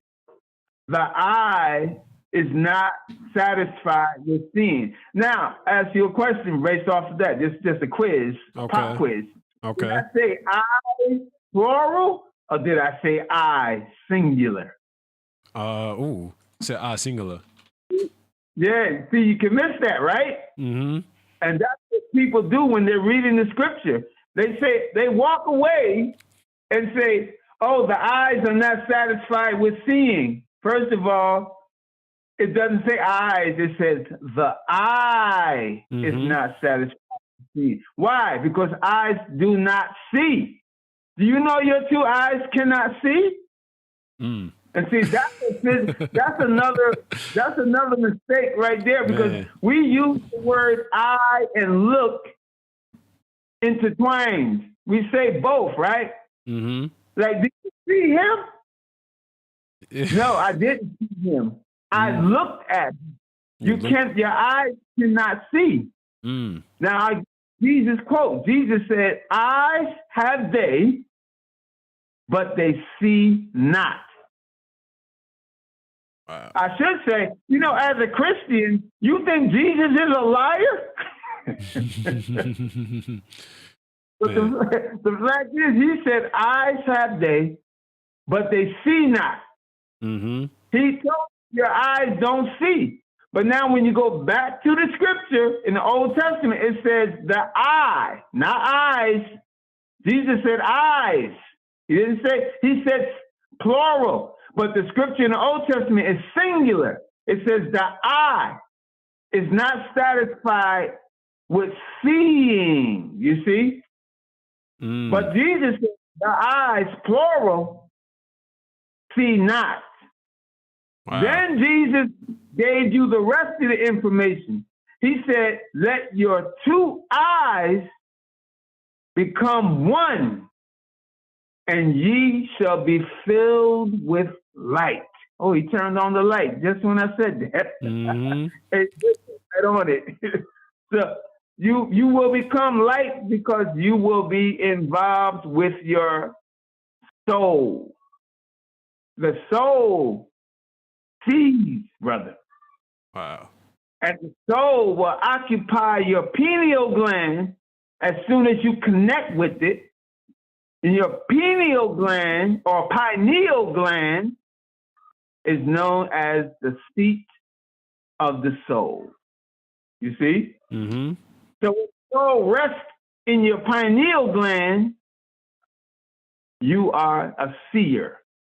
Now, if you go back to the Old Testament, it tells you that the kings and the great men were seeking a seer.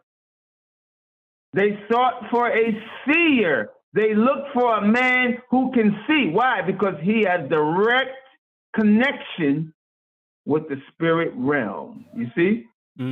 He can lead his people to the promised land. Because he can see what your eyes cannot. And to give you another scripture, I don't want to sound like I'm preaching. No, you're fine. But the Bible is a medical book. And I'm proving that. And it says in the other testament, a man whose name is Elijah, he was with his brother, Elisha, and they were standing there about to battle a large army. And it was a captain in his 50. So that's 50 to 2. And then the young man that was with Elijah, Elisha, he said, oh my God, he was trembling. He said, we in trouble. He said, he told the spirit, open his eyes so he can see. And then the spirit opened Elisha's eyes. And when he looked up, he saw that there were more with them than was with the captain in his 50. He saw the army of the Most High, you see, which the two eyes could not see. Because Jesus said, eyes have they, but they see not. In order for you to become a seer, Jesus said, be still and know that I am God. Why? Because that's meditation. You have to put in work to get to that level. And you can, you see, you can put in this work that's what Jesus said this. He says, in your patience, possess ye your soul. So you have a soul, but do you possess it? You see? You need patience to meditate. Now imagine you're that kind of person that, oh man, I can't sit still. I got to move around. Let me talk to you. Let me get on myself. Oh, let me look at TikTok. Right. You see? I got you. So that's why I said, in your patience, possess ye your soul. Now you own your soul. Guess what? You're a master. You're a seer. You are a powerful man. You see? Going to get chemo. You see what I mean? Nah. Yeah. I know about chemo radiation a little bit. You know, that's this radiation, straight radiation. There's this lady, I don't know if it was the Tonight Show with Johnny Carson or not, but she was like 104 years old or something. And I think Johnny asked her, you live so long, what's your secret? She says, I don't go to the doctor. Whoa. Wow. Yeah. Yeah. She Yeah, says, you I see don't that? go to the doctor. That's yeah. interesting. Wow. Oh man, yeah. I wasn't expecting you to say that. Yeah. I know another person personally who went to he took a year off because he thought he had cancer.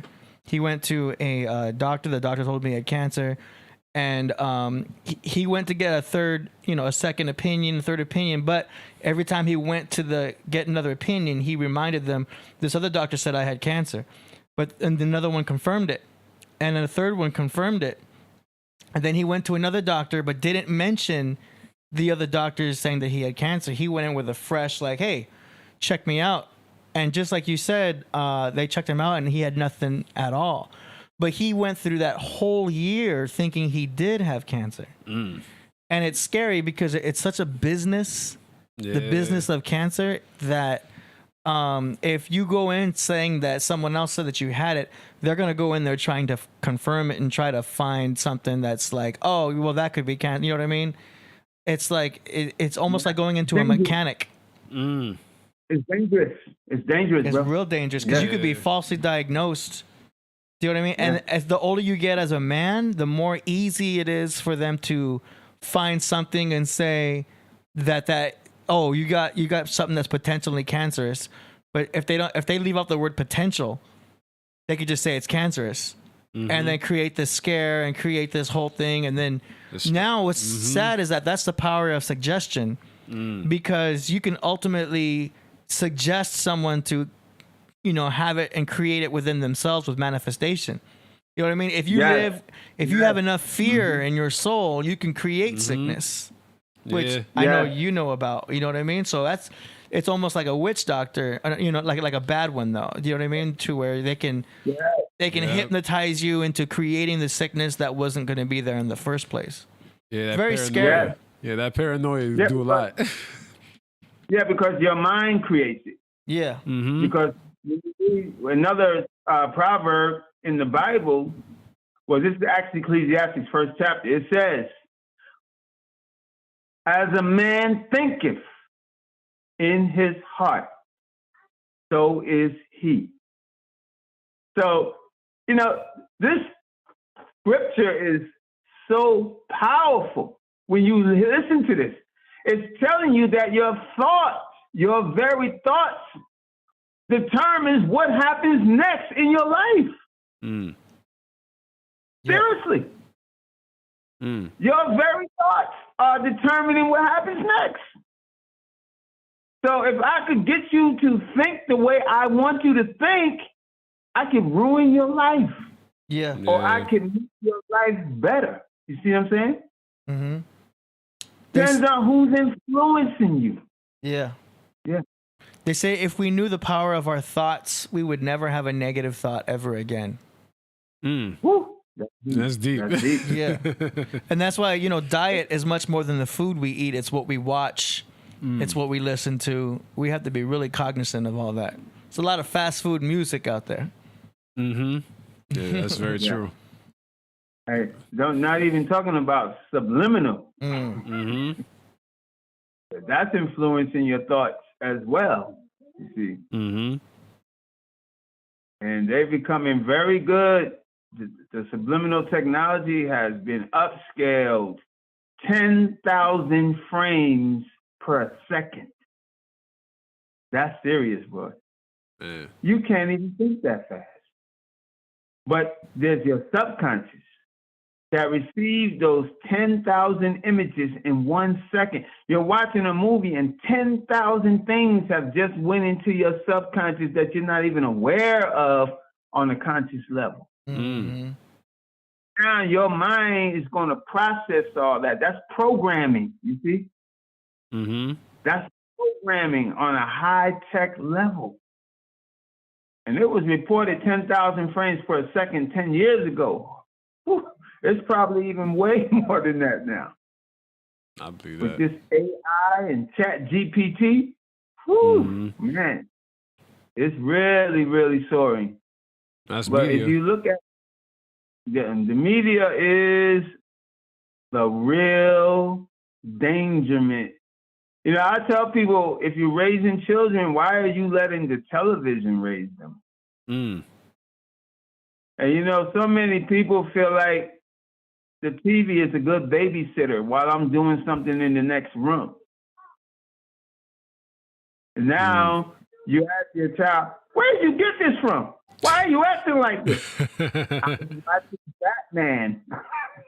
Right. There it is. Yeah, that's true. Why are you asking? You put the child in front of adults that's not even their mother and father. Mm-hmm. So-called And now teachers. you want to know why the child is acting the way they're acting. They've been taught. Mm-hmm. It used to be a good babysitter. It used to be good because, like the baby boomer generation grew up on Leave It to Beaver and the Munsters and MASH, you know, when it was somewhat harmless. Okay. But then as, you know, the industrial age, you know, developed and you've got these people sitting in corporate boardrooms, they got to do something. Yeah. They're getting paid for something. Right. So they're like, well, what should we do? Well, how do we make money? Well, we've got these sponsors. Okay, how do we make the sponsors happy? By buying this product. Okay, how do we get people to buy the product? Let's adjust the content on the programs for people to buy so-and-so. How do we do that? Well, let's rewrite the script. So down to every image that we see, it's not like just for entertainment anymore. All entertainment is literally programming now. Do you know what I mean? Yeah, they try to put. I think that they always try to push that towards like mothers and children. You know.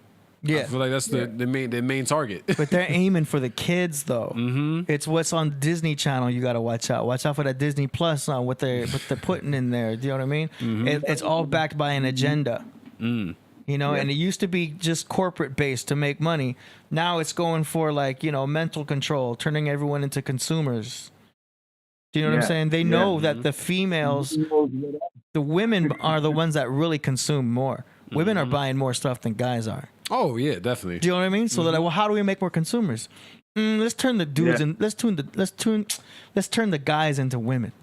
What? Oh my goodness. Because women buy more stuff. Well, we need more stuff. How do we make more money? Let's make the guys think like women do. Well, how do we do that? Oh, you got to feminize the men a little bit more. Well, how do you do that? Put out more estrogenic content. Put out more estrogenic stuff in the food. Let's calm the guys more into so that we have more consumers to buy more. And that way we can control them more because they're more weak. Yep. You know what I mean? They don't want you critically thinking. They don't want you standing up for yourself and being like, wait a minute, this is some bullshit. Yep. They don't want you acting like that. You're not supposed to counterattack. They want you to be, you know, docile and chill and like, okay, go with the flow and dumb down and just eating the Cheetos and just okay, you know, go with the flow. That's what they want you to do so they can control you. Yep. That's what it is. Right. In a nutshell. Men are more feminine today than they was 10, 20 years ago. It's true. Yep. Now, all those things are taking place. And it used to be more subtle. It was always there, AD. Yeah. It was more subtle before, you know. Like, you know, there's a funny episode. It sounds really funny, but it's talking about the same thing. I was watching an old episode of Jay North, who used to play in Dennis the Menace. Okay. And he was a little boy, and one night, you know, his parents were trying to hide something from him in this episode, and they didn't want him to know what they were hiding, and so they had to get him to go to bed.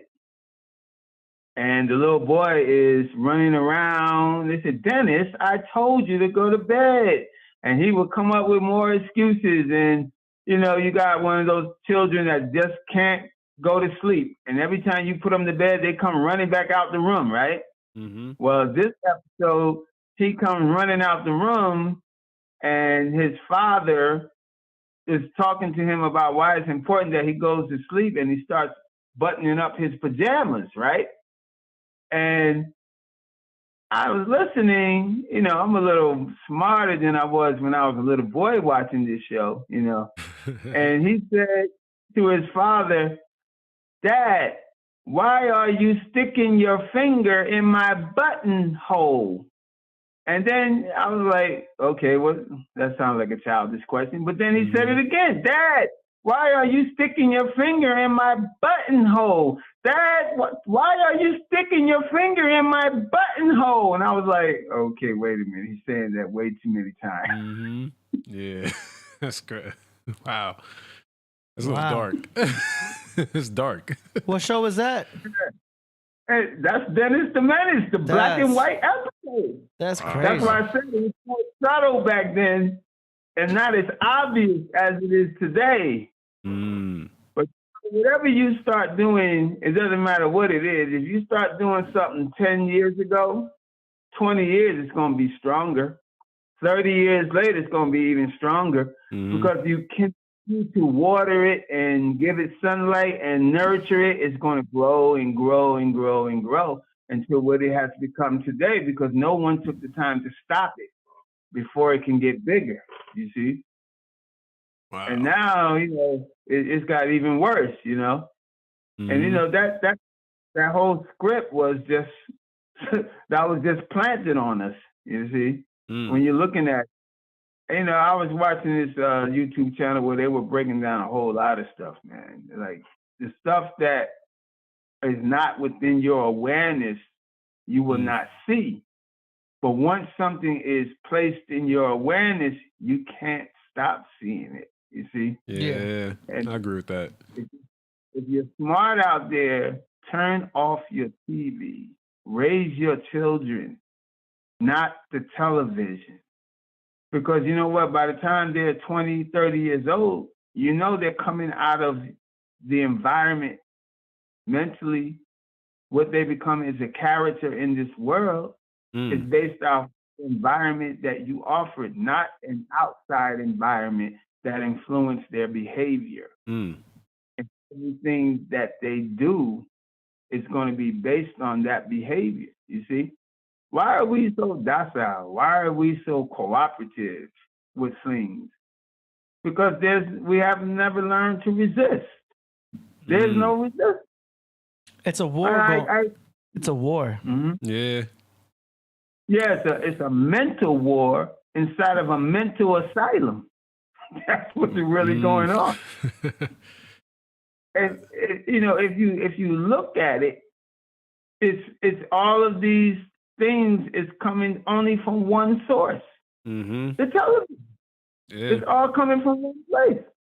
What could go on inside your house that is greater than the television? What could be more powerful than that box? You know? And don't even talk about couch potatoes. Where does couch potatoes come from? Children that are trained to watch. Wow. And you know, as adults, we even started to notice how we did more things outside.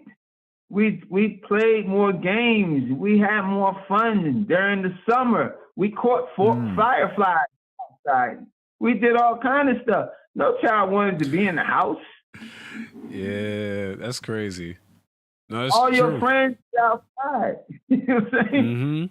But where they at? Video games. You see? No, Video games.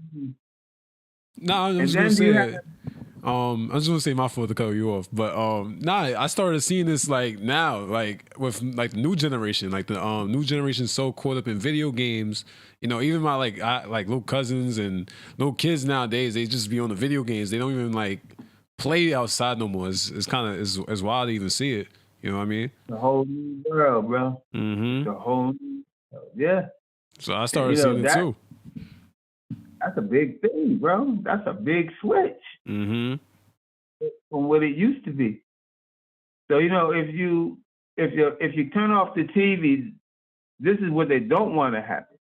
For you to start meditating, teaching your child to meditate, because the child, you got to understand, will resist if you wait too long. You ain't gonna get a 15-year-old to meditate. But if you start them off at 4 and 5, meditating, and why do you want to do that? Because you want to empower your child. You see what I'm saying? A child that's self-empowered doesn't need your protection necessarily. You see? He's going to take care of himself because why? The intelligence of the pineal gland is so powerful that the child will come and teach you things. And, that's hard for someone to believe. But isn't that why we're in church in the first place? Because the preacher is not going to tell you to meditate. And Jesus is telling you to meditate, but they're not teaching that he told you to meditate. You know what I'm saying? Of course, it's not just the Bible that's doing that. There are many books that are older than the Bible that has been telling people to meditate. How a whole society becomes powerful is when you teach children to meditate. Why children? Because children are the future. Mm-hmm.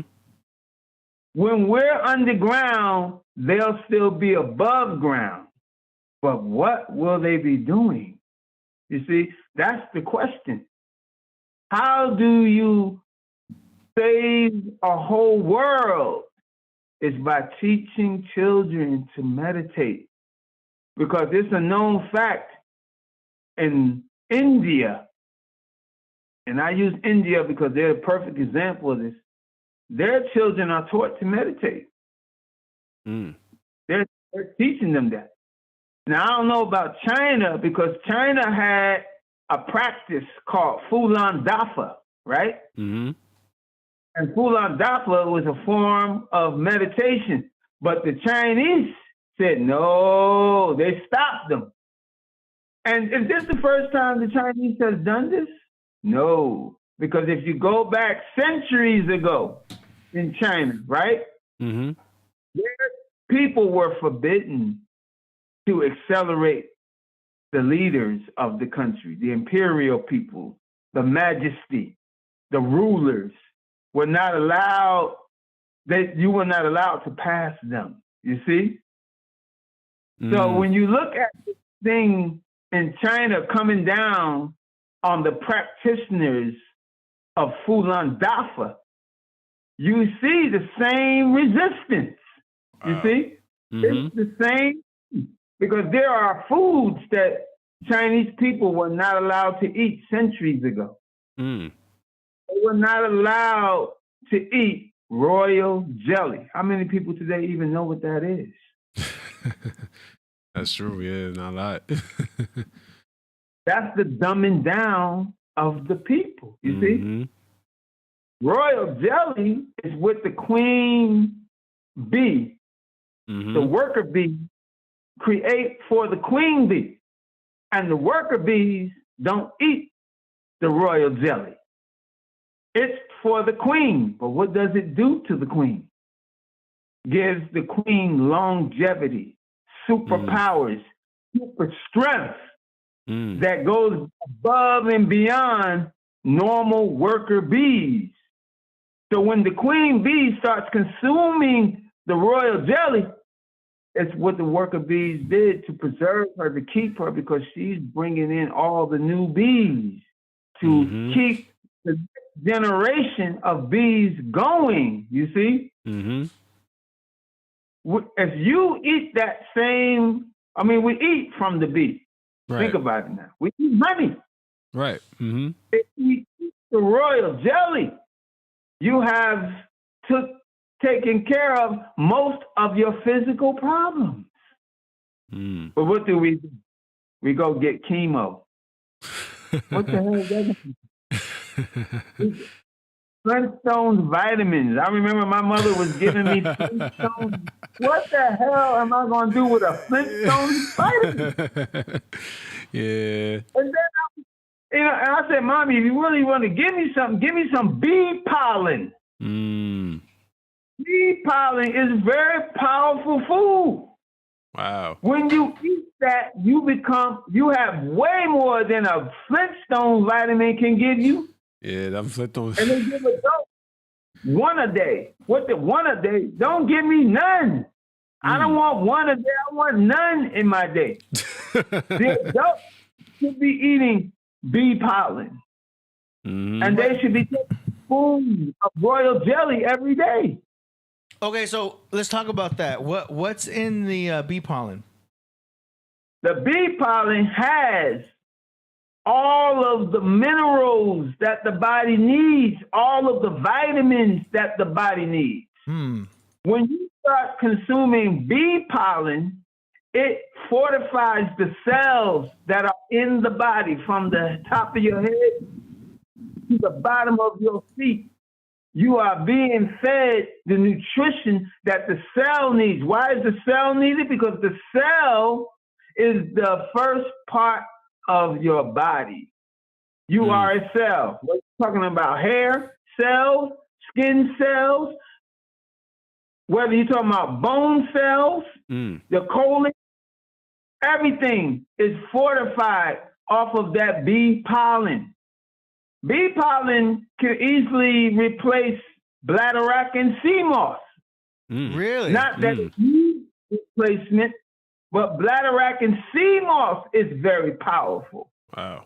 Because when you eat bladderwrack and sea moss, you get all of the cell food. Your cells need to be neutralized in order for your body, because the molecular smallest part of any part of your anatomy is a cell. When your mother was pregnant and the seed of your father flowed down the fallopian tube into her womb and found her nest of eggs and hit that egg, the egg began to turn into a single cell. You see what I'm saying? Mm-hmm. That single cell multiply into 2 cells, 3, 4, 8, 16, 32, 64, 128. You have all these cells, right? And the first that forms in the body is the heart. That's the first part of the body that forms in the body, is the heart. And then 49 days later, when the heart is formed, out comes the tongue. That's the second thing that's created in the human body, is the tongue, which comes out of the heart, which is why your mouth speaks for your heart. You see? Yep. And it's a defense against the mind, because the mind is where your programming comes from. So when you find yourself going off and doing stupid, idiotic things because you don't eat bee pollen and royal jelly and you're eating Flintstones vitamins, then your heart can speak and say, get rid of this madness, you see? And, your heart is a pure place waiting to be adulterated by the negativity of the world, because now you hear people speaking foul. That means your heart has been contaminated. And needs meditation, you see? So you have to understand that there are things in this world that are made to destroy you, and what they are targeting is the pineal gland. Yeah, through the water, primarily too. The fluoride in the water, which makes you docile. Yeah. And there are many contaminants in water right now, which is why you should be investing in a powerful filter. I recommend getting a charcoal filter, not that Brita. That is weak. Okay? Yeah, I know. that Brita doesn't get the fluoride out. Nah. Wait, but now you need I'm big sorry. charcoal filters. They're like $400 online. Yeah. They're big. You'll never see them advertised on television, that's for sure. Before you go into the water, what was in the royal jelly that is so great? Is it also minerals?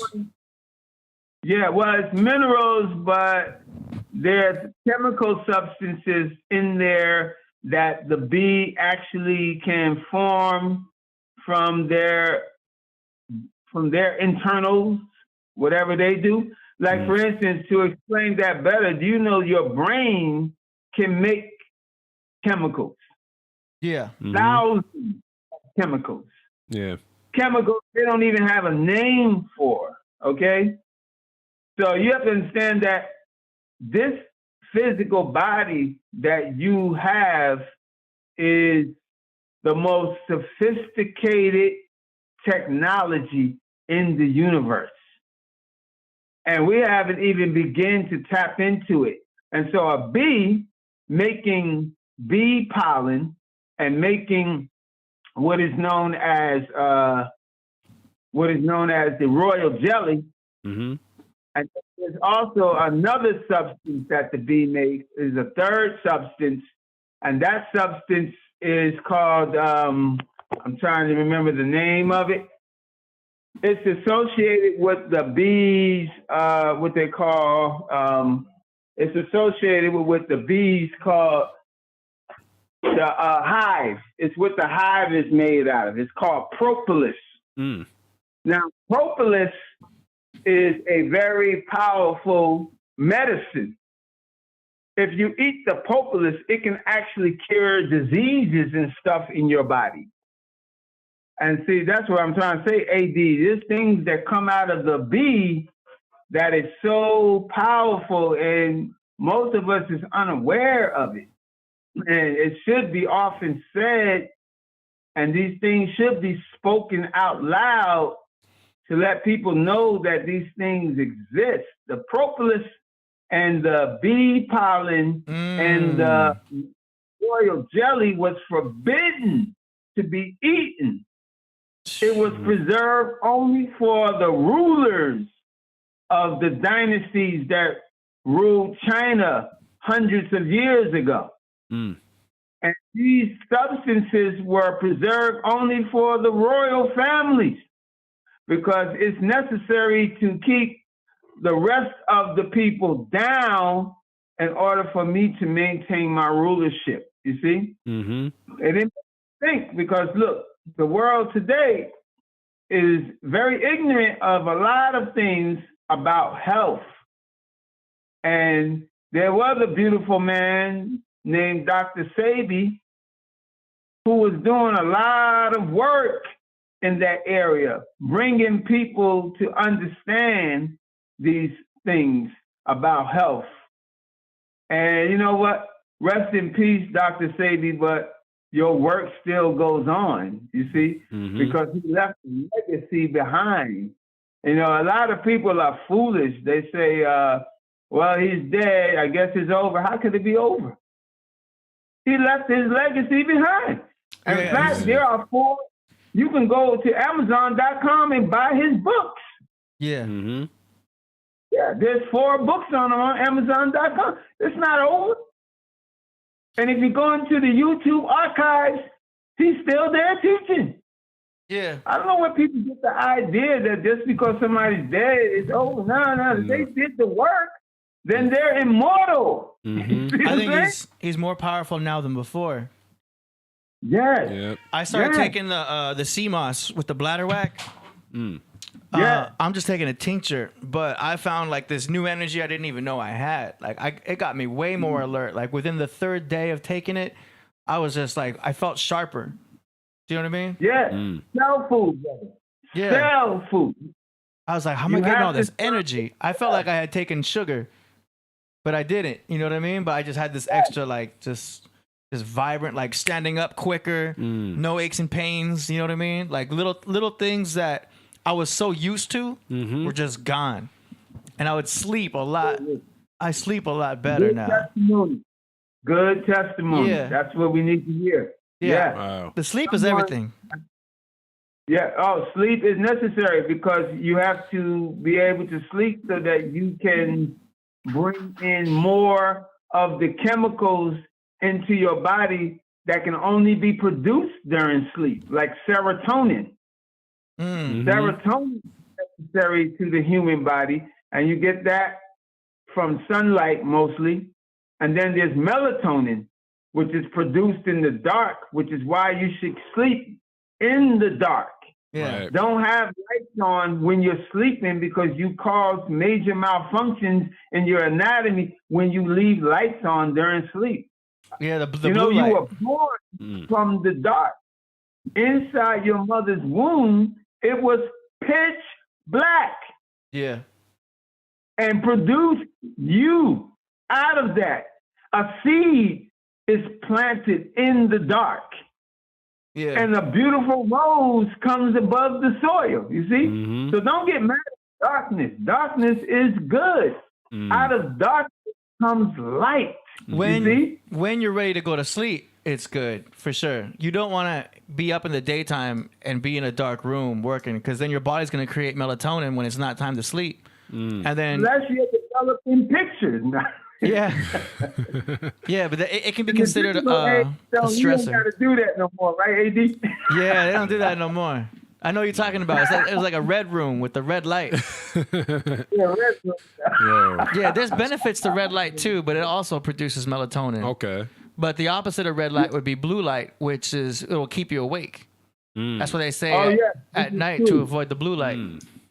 I have this is true. I've got 3 screens right here, and they're all big flat screens. And I work late, but I had to get these blue blockers, these yellow glasses. So I put these on at night on like the last hour. Yeah, I put these on at night. Yeah, I saw those online. Yeah. They say you should wear them in front of your computer, right? On the last hour before bed. Yeah, it helps so I can go to sleep better. Wow. Okay. Yeah, Huge difference. We are color oriented. Yeah. Colors affect us. There was a lady, Linda Goodman. She's a astrologist. Rest in peace, Linda Goodman. And she actually taught about that subject. Sleeping with a red light aimed at your navel area, which will make you shed pounds. Yeah, it's crazy. She said if you sleep with the red light, I think it was about an hour a day, it will help you to lose weight. Wow. Yes, she said that. Colors have a psychological effect. Yeah. There's red light therapy, which is also really good for men too, in particular because of the hormones that it helps like produce androgens. Like testosterone or something? Yeah, not just testosterone, but like overall androgens. Like it's good for like your hormones and stuff, you know? Oh, okay. It's called red light therapy. To balance them, right? Yeah. Because, you know, plastic actually causes the endocrines to be disrupted and cause children to become gay. Oh, shit. Really? Wow. That's how powerful it is. Oh, wow. That's why we drink out of glass bottles around here. We got I got Geraldstein and Mountain Valley. Wow. That's Well, crazy. you got a lot of intellect out there on websites that's talking about life without plastic. Yeah. Yeah, and there's a lot of plastic in water, so you have to be very careful to stay away from plastic because they disrupt your endocrine system in your body, which is the balancing of the hormones. Yeah, they say people eat about a credit card's worth of plastic per week. Oh, wow. That's crazy. But like one thing to get away from is American cheese. Yeah, no. Because they come in those plastic things, but it's not just the plastic that it's in. It's like when they make American cheese, like a little pieces of microplastics make their way into these. It's not even real cheese. It's like less than 50% cheese. Like yeah, it's a bunch of junk. You want to avoid American cheese. Like if you go out to fast food, like don't get the cheeseburger. You can get the burger, but I get it with no cheese because most likely they're using American. Yeah. You know what I mean? Unless they have cheddar that says cheddar, cool. Swiss, cool. Mozzarella, cool. But American, nah. Because they're using those plastic cheap ones. Nasty. Yeah, Dr. Sebi recommended mozzarella. He said it comes from different animals. Dr. Sebi was against the cow. But now I understand because there are no real cows in the United States. Cows are real in India. If you look at the difference between the cow in America and the cow in India, it looks like a totally different creature. Yeah. Wow. Because they're hybrids. Dr. Sebi explains to us that the cows are a hybrid of the water buffalo and the bison. You see, integrated these two animals and created a new animal, and they still kept the same name, cow, and they're not cow. As a matter of fact, they don't behave as normal creatures, because if a cow is released and it goes out into the wild, it will not survive. It doesn't know how to adapt to that environment because it is not a real creature. And then you have also what is known as the cow will let you go up to it and take its milk. No actual creature in the wild will let you ever take its milk. Wow. And the crazy thing about milk, period, is I ask people out there, what animal drinks another animal's milk? Well, this one could be debatable. Yeah, I've gotten into these debates. I mean, I have to do grass-fed. No, if you're going to talk about cats, cats are forced because they're in your home. They're surviving. Most cats are in the street. They take anything you put in front of them. Yeah. But if you take an animal in its natural habitat, it's not looking for another animal's milk. It's not happening. The animal called the bear is not going to milk a cow, okay? And all of the creatures out there drink their own kind milk, period. You see? We, on the other hand, are giving those animals, and you can see YouTube videos where we're feeding animals things that has nothing to do with them. And the animal never had a chance to entertain this until a human animal came along. Yeah. This is how it happens. You giving a horse sugar cubes. Where would a horse give a sugar cube if you didn't give it to him? And then we grow up thinking, oh, horses like sugar cubes. That's true. Because you gave it to them. This is bad to give your children sugar. Sugar is the most deadliest trusted poison on earth. And your children, when they come out of the womb, they do not want sugar. Trust me. And I remember I was watching TV and they make videos laughing at little children who turn down sugar. And they're saying, what the hell is wrong with this child? I gave this child some chocolate cake and it knocked it on the floor. You were born with sense. Let's understand that your energy field that surrounds your body is already rejecting everything that doesn't belong in you. That's why when you see a child being approached by a doctor, the doctor's about to put a needle and inoculate that child, the child starts screaming because the child can sense something is wrong here and this isn't right. First of all, you're standing there next to your son. The mother may be there, the father may be there, or big brother or Auntie Sue. They're all standing there next to the child, and they're telling the child, this is okay. I did this too when I was little. Why does the child scream anyway? Why does the child scream anyway? I've seen children tear down the doctor's office to get away from that doctor. Children know that's not right. You can sense. You know what? When your senses become dull and you start trusting everything, that's usually about 10 pounds of sugar later. Damn. You see? And then, children automatically want fruit. If you gave a mushroom to a child, the child would immediately start eating it. Wow. But if you gave a candy bar to a child, it would knock it out of your hand. Why is that? Because the child knows the difference between real food and fake food. Sugar is not good even if it comes from the sugar cane, unprocessed. Sugar cane, and people in the West Indies know about this, they suck the juice out of it. That will cause you to have problems in your body. So what the hell could it be good after it's processed? It's even worse.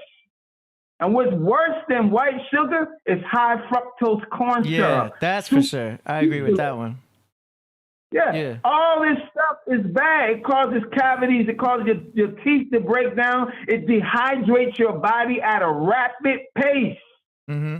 You know why you know why you look good when you're young?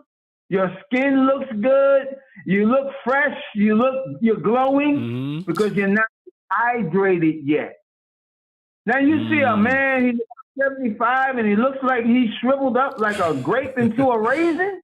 Yeah. It's because of the things that he's been consuming for the past 40 years. He's been eating stuff that rapidly dehydrates him. How do you think you're going to live if you're dehydrating yourself? There's a lady on the internet right now. Her name is, what's her name? Her name is Bo Cali. That's her name. Okay. Bo Cali. And she is 79. You will find videos of her at 70, 77, 79. You don't know which one is which because she looks the same in all her videos.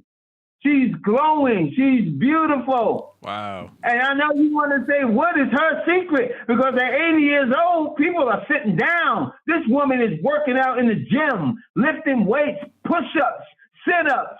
She's energetic. She knows damn well she's not eating Snickers candy bars.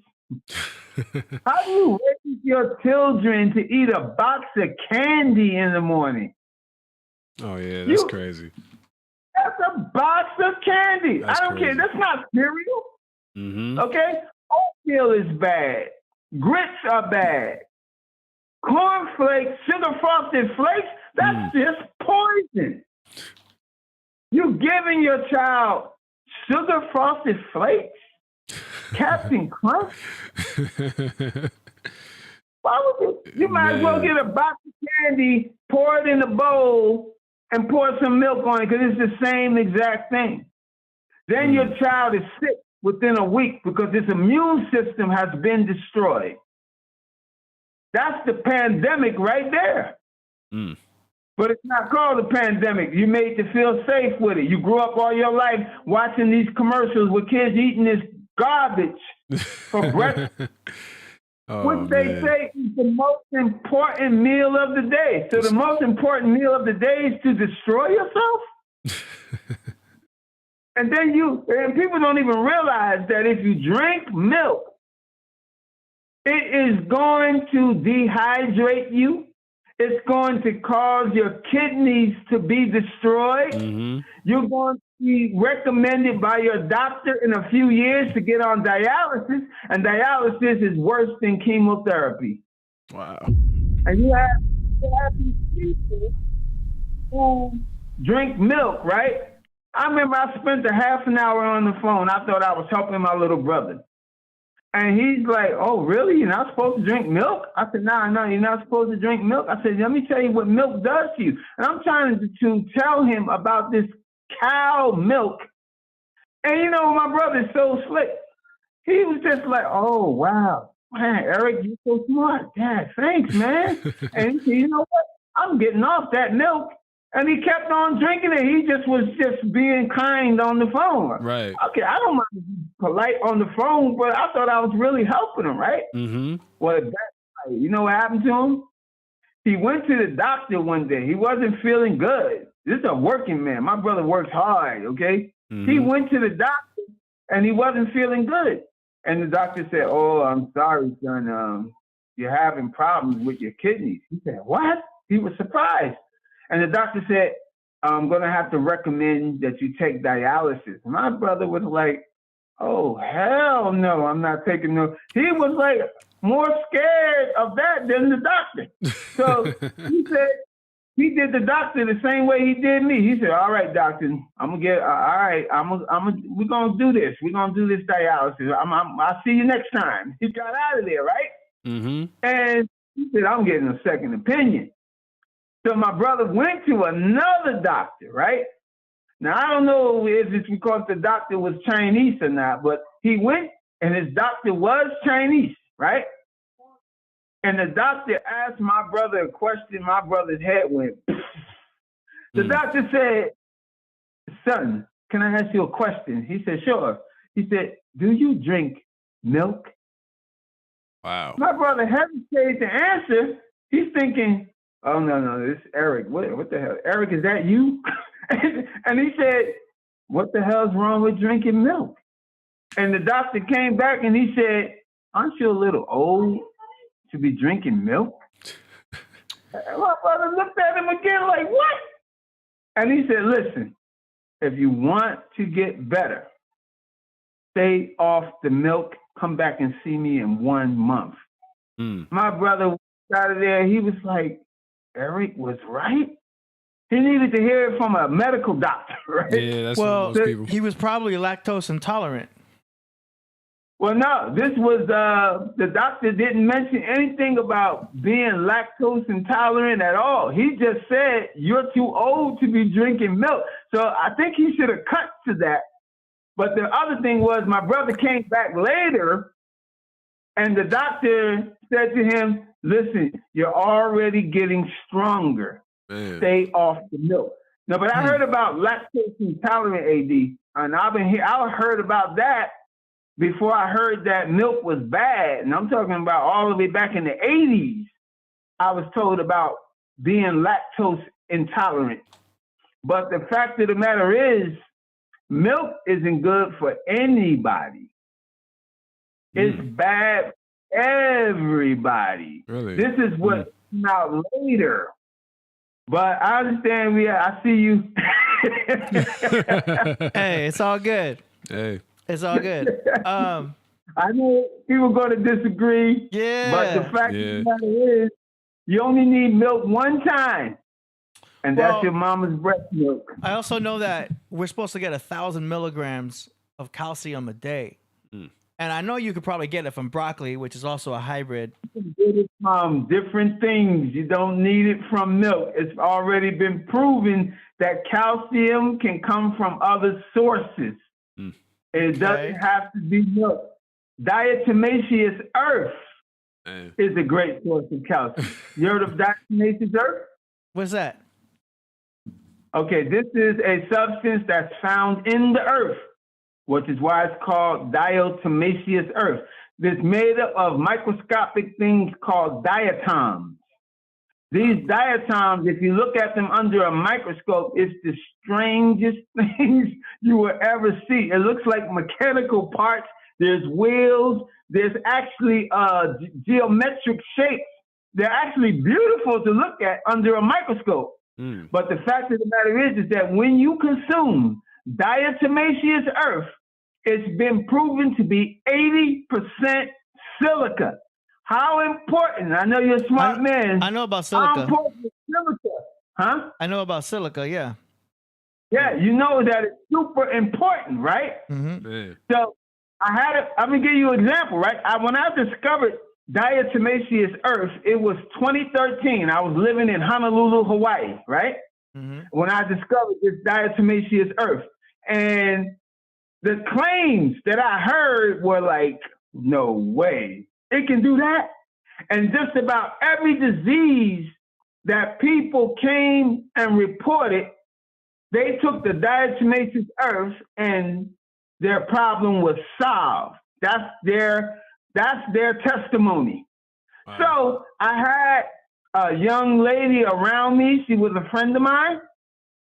And she was suffering from eczema. You know about eczema? Yeah, I had it as a kid, actually. It's a skin disease. And hers was so bad, like she was going to the doctor for like 15 years with this eczema. You know, they kept giving her more drugs. And I noticed the drugs did conquer the problem, but it'll come right back. Every time and then she had to take more drugs. And she was even taking hormones, okay? Wow. So one day, she had been off of it for like a year, right? Because, she probably would have waited, and then the eczema would have came back, and she would have been going back to get more drugs, because that's what we do. We go back to the drug dealer. I mean, the doctor. So the next thing you know, she came to me, and I said, oh, my God, your eczema's back. She was so embarrassed because she was standing outside and because it looks like the blood is going to run down your leg, but the eczema just surfaces and the blood is there. You can actually see blood, but it doesn't leak from the skin. And the insects started coming, and she's waving and waving, getting the insects off of her. It's a terrible situation, right? So I said to her, hey, why don't you take this? She said, what is that? We had never heard of it. I said, but listen what they're saying. So we were listening to all the testimonies. I said, can't lose, can't hurt. It's not hurting anybody. So she said, yeah. So we were both guinea pigs. We both took the diatomaceous earth, and all you do is take a few spoons, mix it in water, and drink it, right? That's it. 9 days later, her eczema was gone completely in 9 days. And now this is so much better because drugs treat the disease. They don't remove it. Yep. Her diatomaceous earth removed the eczema from her body. And silicon is responsible for strong bones and teeth, strong hair, strong skin, beautiful smiling. Everything is going back just by taking diatomaceous earth. Wow. And I seen her 5 years later. The eczema hadn't come back. It was gone. And it was that simple to get rid of. But see, the knowledge, guess who they get diatomaceous earth to? Who? Not people, animals. Farm animals are fed the medicine that could be helping people. It's crazy. But now, because of the internet, the World Wide Web, social media, millions of people are taking diatomaceous earth in a planet that has billions of people. So it's taking a while, but there are, if you go on YouTube, you have a lot of people. They're not even selling it. All they're doing is talking about it. And that's the thing that hit me. I'm like, they're just happy to talk about it. They're not selling it. But if you go on Amazon and you go on these websites, you're going to buy it. And the price has gone up a lot since I got it in 2013. I bought some royal jelly during the podcast. Oh. It's gonna be here Wednesday. Okay. I'm looking forward to that. I'm gonna put that on my toast. Yeah. Okay. No, it says they only you only need a teaspoon a day. Yeah, it's very good. It tastes really good too, AD. It's really tasty, very tasty. Nice. And so it's bee pollen. I put bee pollen in my smoothie. Oh, okay. Wow. Okay. Take a scoop. I put the royal jelly and the bee pollen in the smoothie. Yeah. I rarely take it by itself. Yeah. Nice. And I also put the other stuff I was telling you earlier that protects the beehive. I put that one in my smoothie too. That word never stays on my tongue. I don't know what's up with that word. But that is the other third thing that bees make. And they put it in their beehive because insects will not enter the hive because of that substance that's supporting the beehive. And look how intelligent bees are. The things that they build. Yeah. And they found other creatures that is related to bees. And they build a hive underground that weighs over 50 pounds. Wow. The guy pulled it out the ground and he was like this. Yeah. And he got something that's 100 pounds. What are these insects? Wow. Yeah, but we got a couple super chats we want to get to real quick. Kurt Cobain says bee stings can help with multiple sclerosis. Wow, that's a hell of a way to get healed. Yeah. I know, right? Crazy. He also says diatomaceous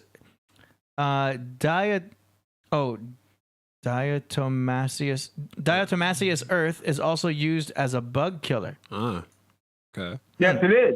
Okay. But see, I have to put this out because the first thing our intellect tells us that if it kills bugs, then it must be a poison, right?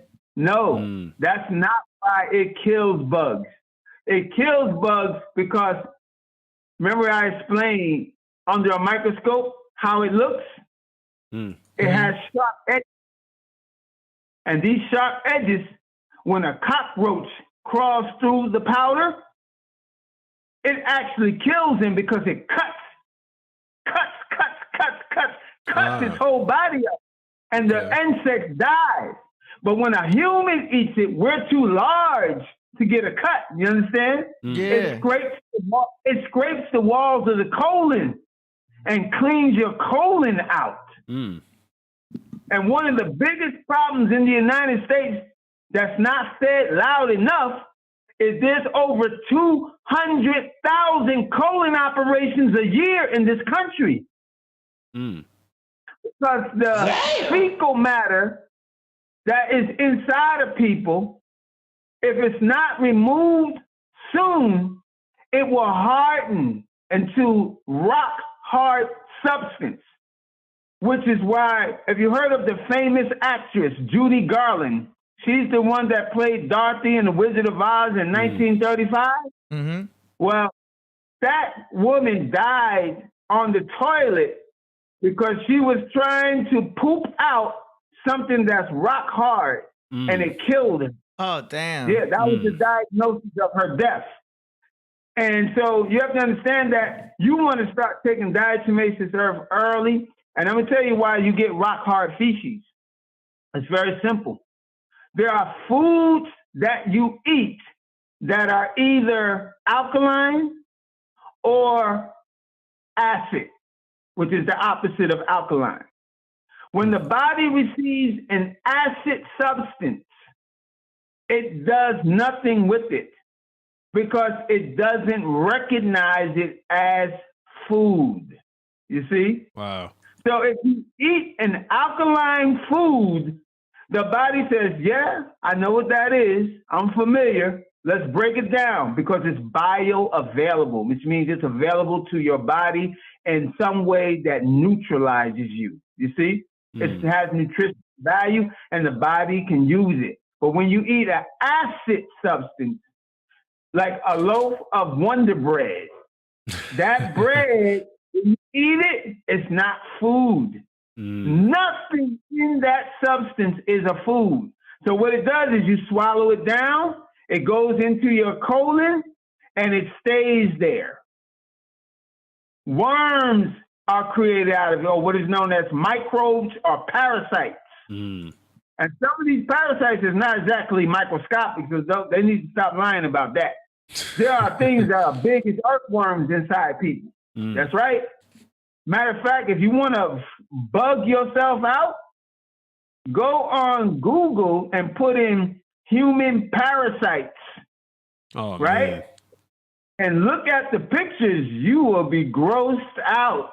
It's worse than a horror movie. Damn. The things that's in you, they got their faces and their eyes, and some of them got teeth. Oh my God, it will bug you the hell out. Wow. And that comes from what we eat. But remember, you have to eat electric food.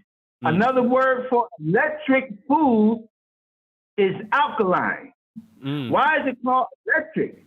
Because we are electrical. When I do this, that is an electric movement. And if I eat, you know what they say, right? You are, you eat. Yeah, you're. If you eat non-electric food, you cannot move because you ate something that cannot move out of you. Your colon has to break that down. Your stomach first, and then your colon has to continue to pass it out of you. Excuse me. Yeah, that's a good thing, to belch. Right. Your colon has to pass it out of you. But when it's non-electric, when it's acid, meaning very low on the pH scale, it cannot move out of you. So it sits there. And you become tired. As you get about 50 years old, 50, 60, you get tired because your body is working to get that out nonstop. Even though it can't, It never stops trying. And it's part of where all your energy goes. It's also responsible for premature death. You see? Diatomaceous earth is cleaning your colon out. But it's still difficult because you have things that have putrefied inside of you. Yep. They're rock hard substances in people. And this is hardly ever talked about. Man. Oh, well, And Kirk Bing has a question. How do you get rid of these parasites? Okay, there are several ways you can get rid of parasites. There are teas that you can drink. One of them is a substance called, okay, that one will come back to me. I have a funny mind. If some things are present and some things go away. Yeah, I know how that is. We're going to bring that one back up, but I'm going to go on to the next one. There's a substance called diatomaceous earth that will get rid of parasites from your body that we just mentioned. And then there are, I see, just came back to me. There's a substance called black walnut. Very powerful, kills parasites. You take the black walnut, you can make a tea out of it, just a little bit, not a lot. Okay. You can make a tea out of it, and you can drink it. Or you can take the black walnut, put it in a smoothie, blend it up, and drink it. And those parasites is running for the border. Another thing that you can do is you can absorb into your body what is known as colloidal silver. Yes. Colloidal silver is a word that means liquid. That's what colloidal means. Liquid silver is very powerful. If I were you, I would make my own. And it's very easy to make. All you have to do is go on Amazon or Etsy, whatever your favorite shop is on the internet, and buy yourself 2 silver, 100% silver wires. They look just like a wire, right? And you also buy a pack of alligator clips. You can find that, incidentally, in a computer store, a place that deals with computer accessories. It's called alligator clips. Clip one end of the alligator clip to the silver, and the other end you hitch to 3 9-volt batteries. You take the 9-volt batteries, you take 2, put them together, just like Lego, and you put the third one on top. It all clicks together. Then you take the 2 alligator clips and you clip them to both sides of the 9-volt battery, the exposed part of it. Then you take the other end of the alligator clips, like I said, and clip it to the silver. Then you take the 2 silver wires and you put them in a glass of water. And the reason why, and the water will start turning cloudy immediately. Do not use distilled water. Oh, really? Because distilled water, it won't work. Distilled water is non-electrical. So what you do is you can use spring water or water that was gained through osmosis, through a good filter. Then you take the 2 silver wires and you put them in the water, and the water will start looking like clouds is in it. The reason why we recommend that you use colloidal silver homemade is because the colloidal silver that's sold in places like GNC and Vitamin Shop, fake. It's not strong enough to do anything. And a lot of people have come out and revealed this fact. You can get bamboozled buying colloidal silver off the open market. It's a joke. It's just a joke. So when you make it yourself, like when you buy it in a store, you never see those clouds. It ain't real. Wow. When you go home and you make it yourself, and you can go on YouTube and put in make colloidal silver. There are many examples. Some people go over the top, though. I kept it simple. They want you to build this big machine. It's just ridiculous. But now you can use colloidal silver. You can use black walnut. Black walnut is very well known. You can buy it online. It's not a mystery thing. It's out there. Or you can use diatomaceous earth. Very powerful. Now, another thing that you can use also is called, and I'm going to give you this one. This is called Triphylla Turner. I'll spell that for those who have a hard time understanding. Okay. Triphylla.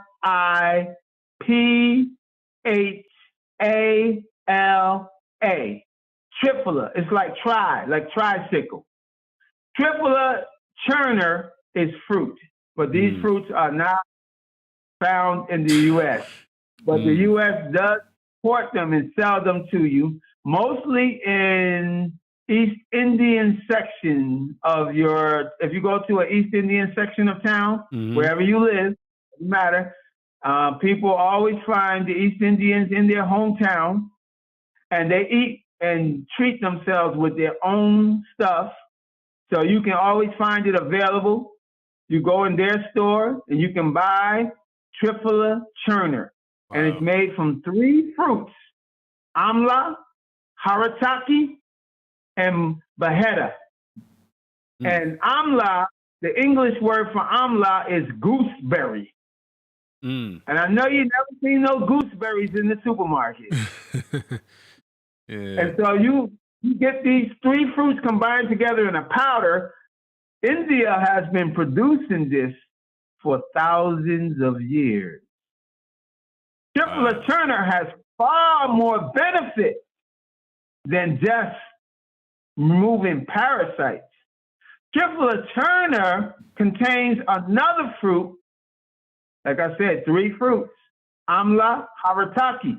Harataki, the ancient people in Jerusalem, in Tibet, and in Egypt were very familiar with this fruit.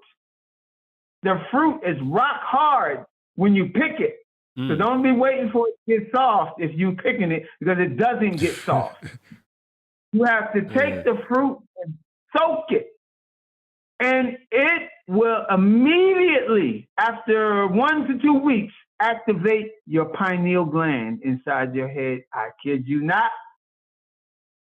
It happened for me. The man from India told me, his name is Dr. Bombay. You can find him on the internet. I met him in person. And my friend said, I want to introduce you to somebody. And she introduced me to him. He also calls himself Satch. And he introduced himself to me. And he's the one that told me. And, it's so funny because, when you're seeking something, you will find it. Because remember, as a man thinketh in his heart, so is he. And so what you are seeking, listen to this very carefully. What you are seeking is also seeking you. The minute you want something, it wants you. The minute you're after something, it's after you. This is a no-brainer, people. If you want to make it complicated, go ahead. But I'm trying to tell you, the secret to everything is that you want it. That's what shows up. Yeah. So if you see somebody that don't have much, trust me, they didn't want much. Wow.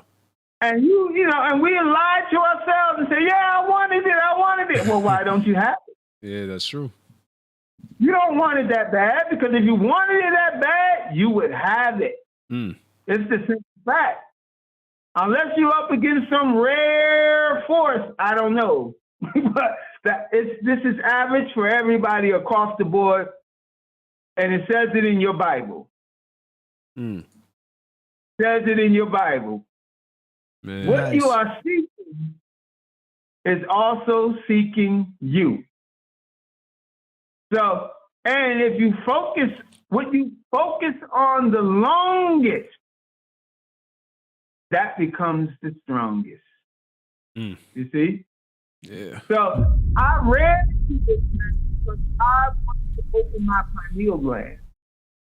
I was taught that if you eat sugar, it shuts it down. That's right. So I had to get away from cookies, gum, candy, all this sugar stuff. And let me tell you, America has an abundance of it. You can eat sugar forever, man. It's all around. Yeah. Yeah, it's all around. Soda is liquid sugar. Okay? That's liquid sugar.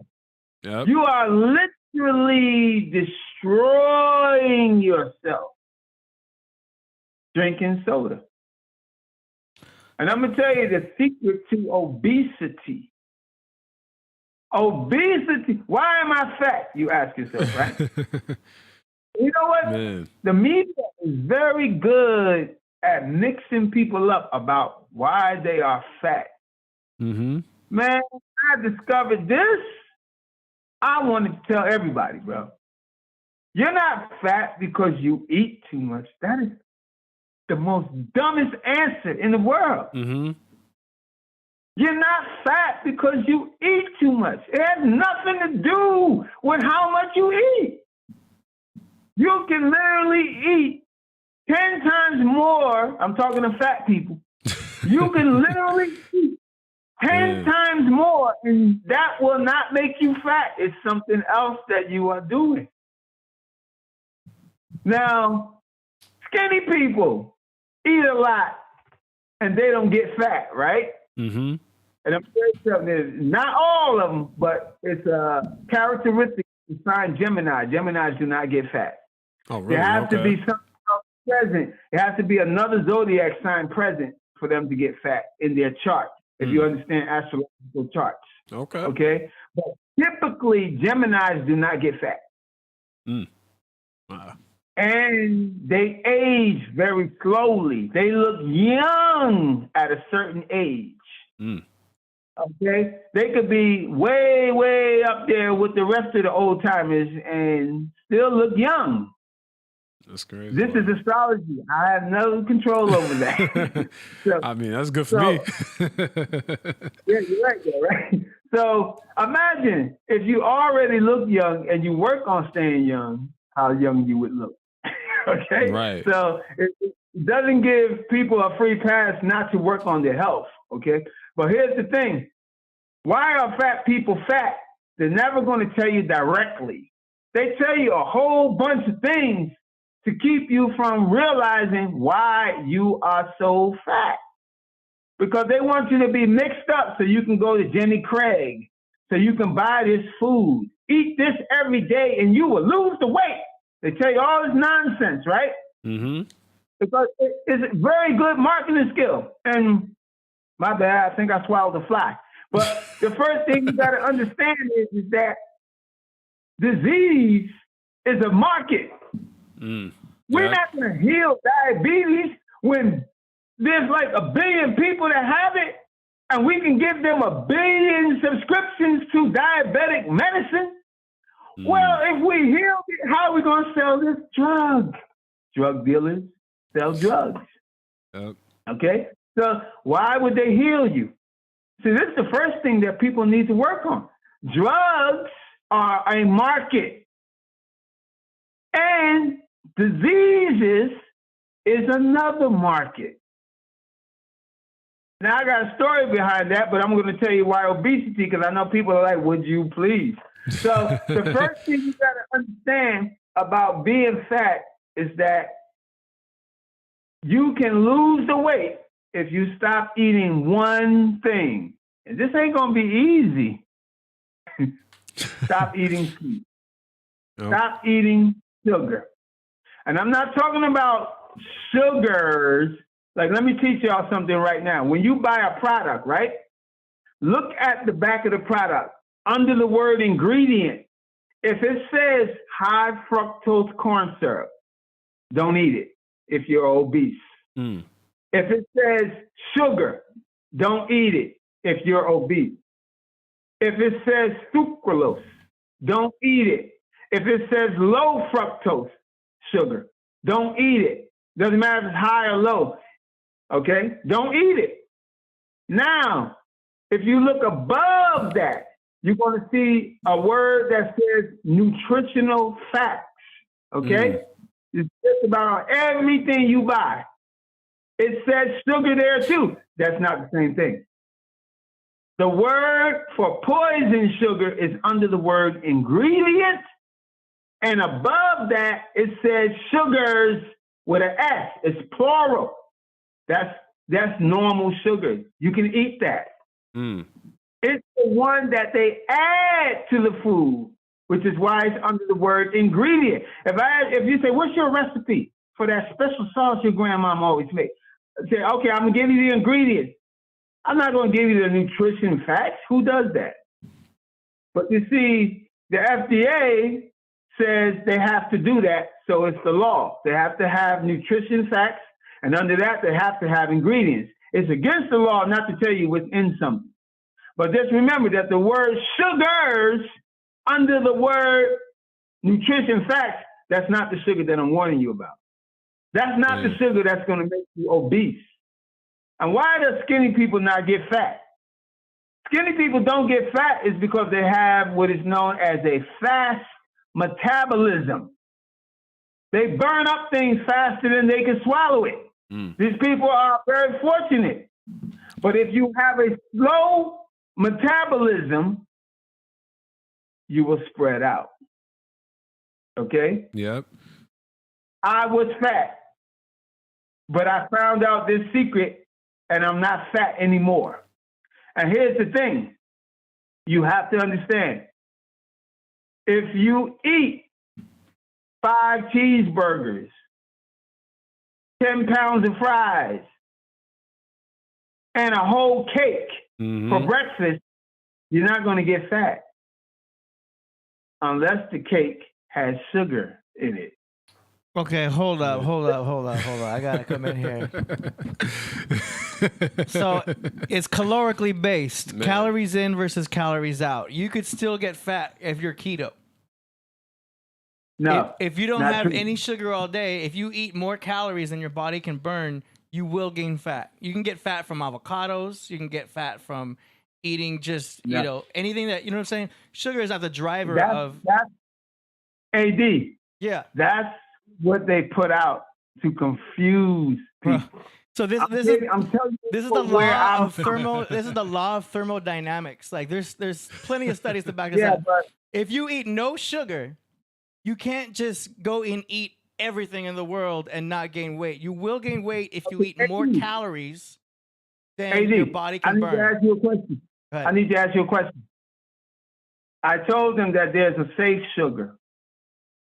Are you telling them that they need to eat poison, which didn't exist until man made it? Say it again. You have to clarify when you're talking to people, because otherwise you have confusion. I'm telling you that I told them they can eat sugar, but I told them which sugar they can eat. Okay. I didn't say no sugar. Okay. And if you're talking about, hold on, let me be clear with you. The sugar that they add to the food didn't even exist 500 years ago. Right. So that can't be true if you're talking about that. Go on. Okay. I'm just saying, like, in the 50s, they had like ice cream, they had sodas, you know what I'm saying? They were eating all kinds of stuff, barely any fat people. And they were eating lots of sugar. But here's what happened. They started creating polyunsaturated fats, vegetable oil, canola oil, linoleic acid, omega-6, all this fried food. You know what I'm saying? They start putting canola oil in everything, safflower oil, all this extra vegetable oil. That shit was made for machine parts. They're supposed to be using that for machines. As soon as they put that in the food and they got rid of butter, people started gaining weight. All of a sudden, guess what? Diabetes existed in the past 50 years. Go ahead. That is not true. That is not true. 100%. Let me clarify. Go ahead. The oils are responsible for internal fat.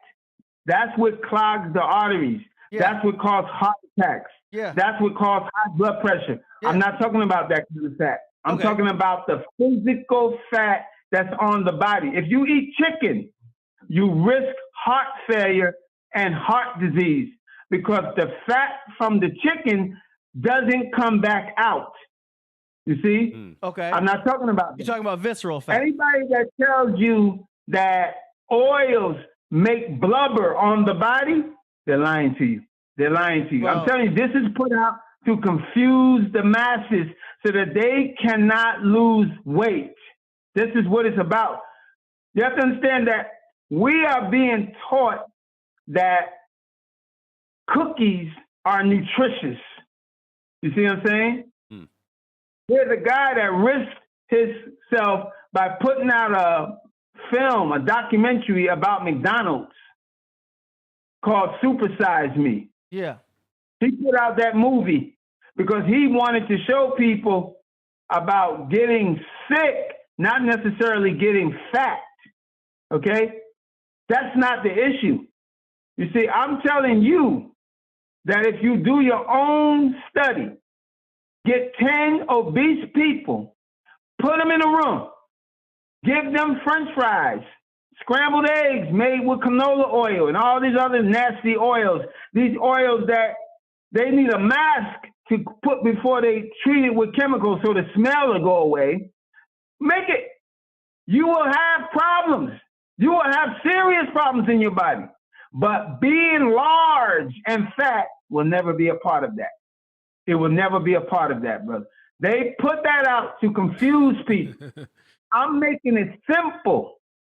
Stop eating processed artificial sugar, and you will have problems if you're eating fried food, but you will not, one of your problems will not be obesity. I'm telling you. Unless you eat too much.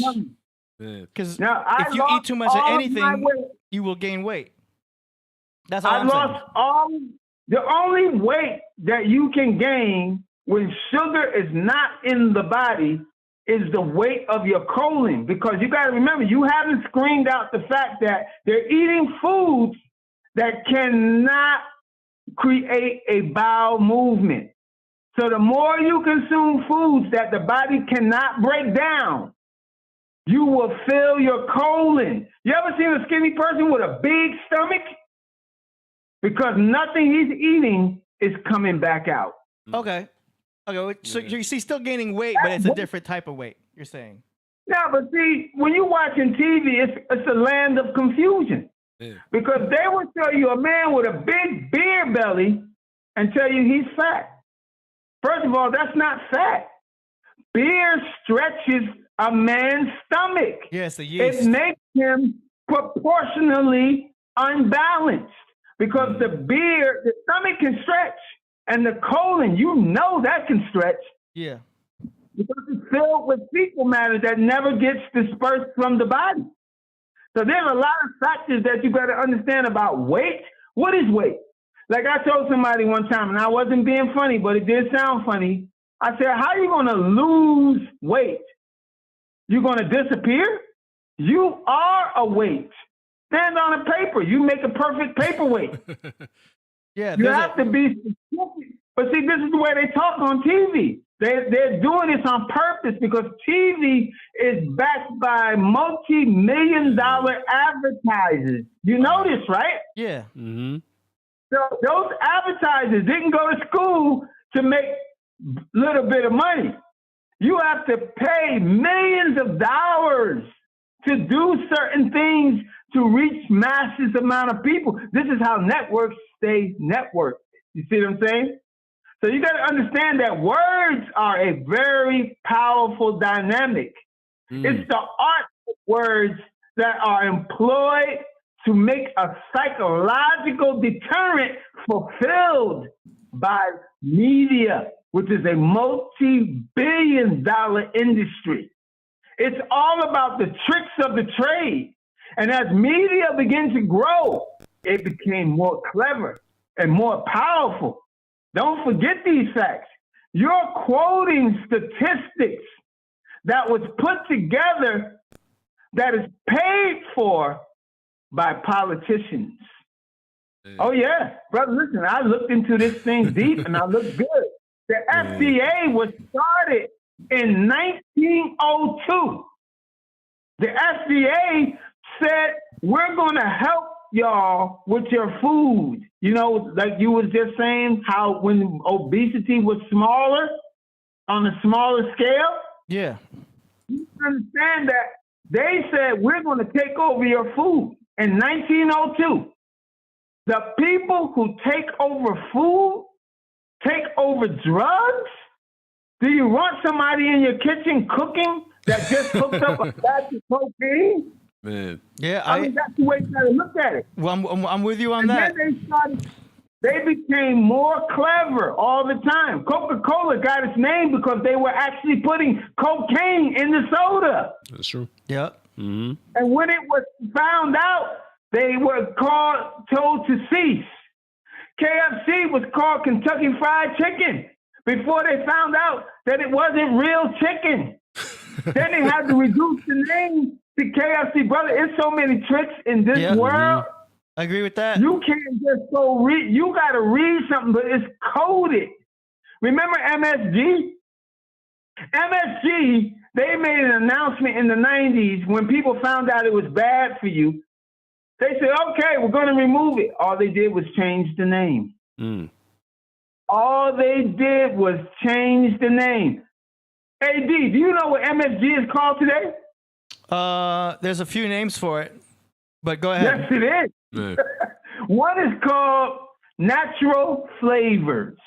Oh yeah, they stick it in there. Hey, listen, I can cut you to the chase. Google different names for MSG. They'll give you the list. It's not that the information is not out there. People are not looking. Yeah. You see? Yeah.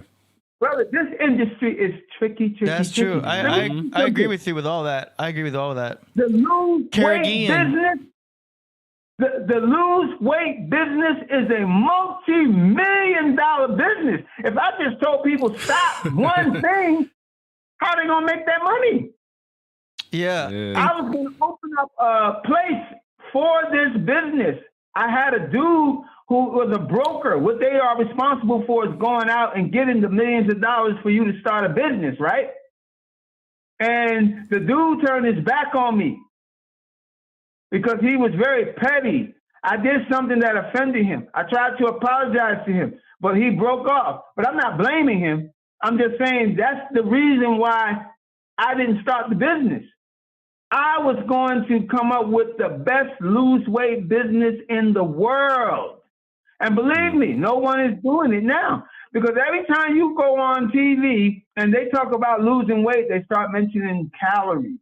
Brother, forget that. These are just distractions. They mention calories, they mention proteins, they start talking about fat. First of all, chicken will kill you and you can be skinny. And that's because of the fat of the chicken. Avocado, when you talk about losing weight, they mention a very nutritious alkaline food called avocado, which, by the way, is supported as a good fat. Mm-hmm. Mm-hmm. But if you eat too much, you will get fat. Who's eating too much avocados? People are eating too much Burger King. Nobody gets greedy when you put salad on the table. If you eat too much avocados, you will get fat because it's an overload in calories, period. It's the law of thermodynamics. You will not get fat that it shows up on you. You'll see. That's the thing I'm trying to tell you. And you what can about balloon the up with avocados? I'm just saying. First of all, everybody has a different metabolism. Yeah. See, that's also that's not on the table though. You see what I'm saying? I agree with you on that. But no, I understand that. Yeah, listen, let me tell you something. These facts were suppressed for many, many, many, many decades, my man. And let me tell you something. This world is super deceptive, man. You're in a deception. Yeah. This is the Decepticons on a high level. Do you know that cornflakes contain aluminum? Did you know that? Wow. Yeah, I'm with you with all that.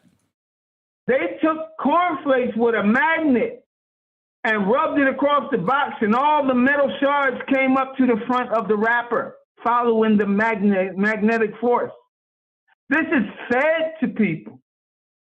Heavy metals is responsible for people not healing from diseases. The heavy metals that's in your body prevent you from healing. Then you're going to add metal to their body? Brother, do you know where we are? Yeah. That's crazy. Bro, look, you are targeted.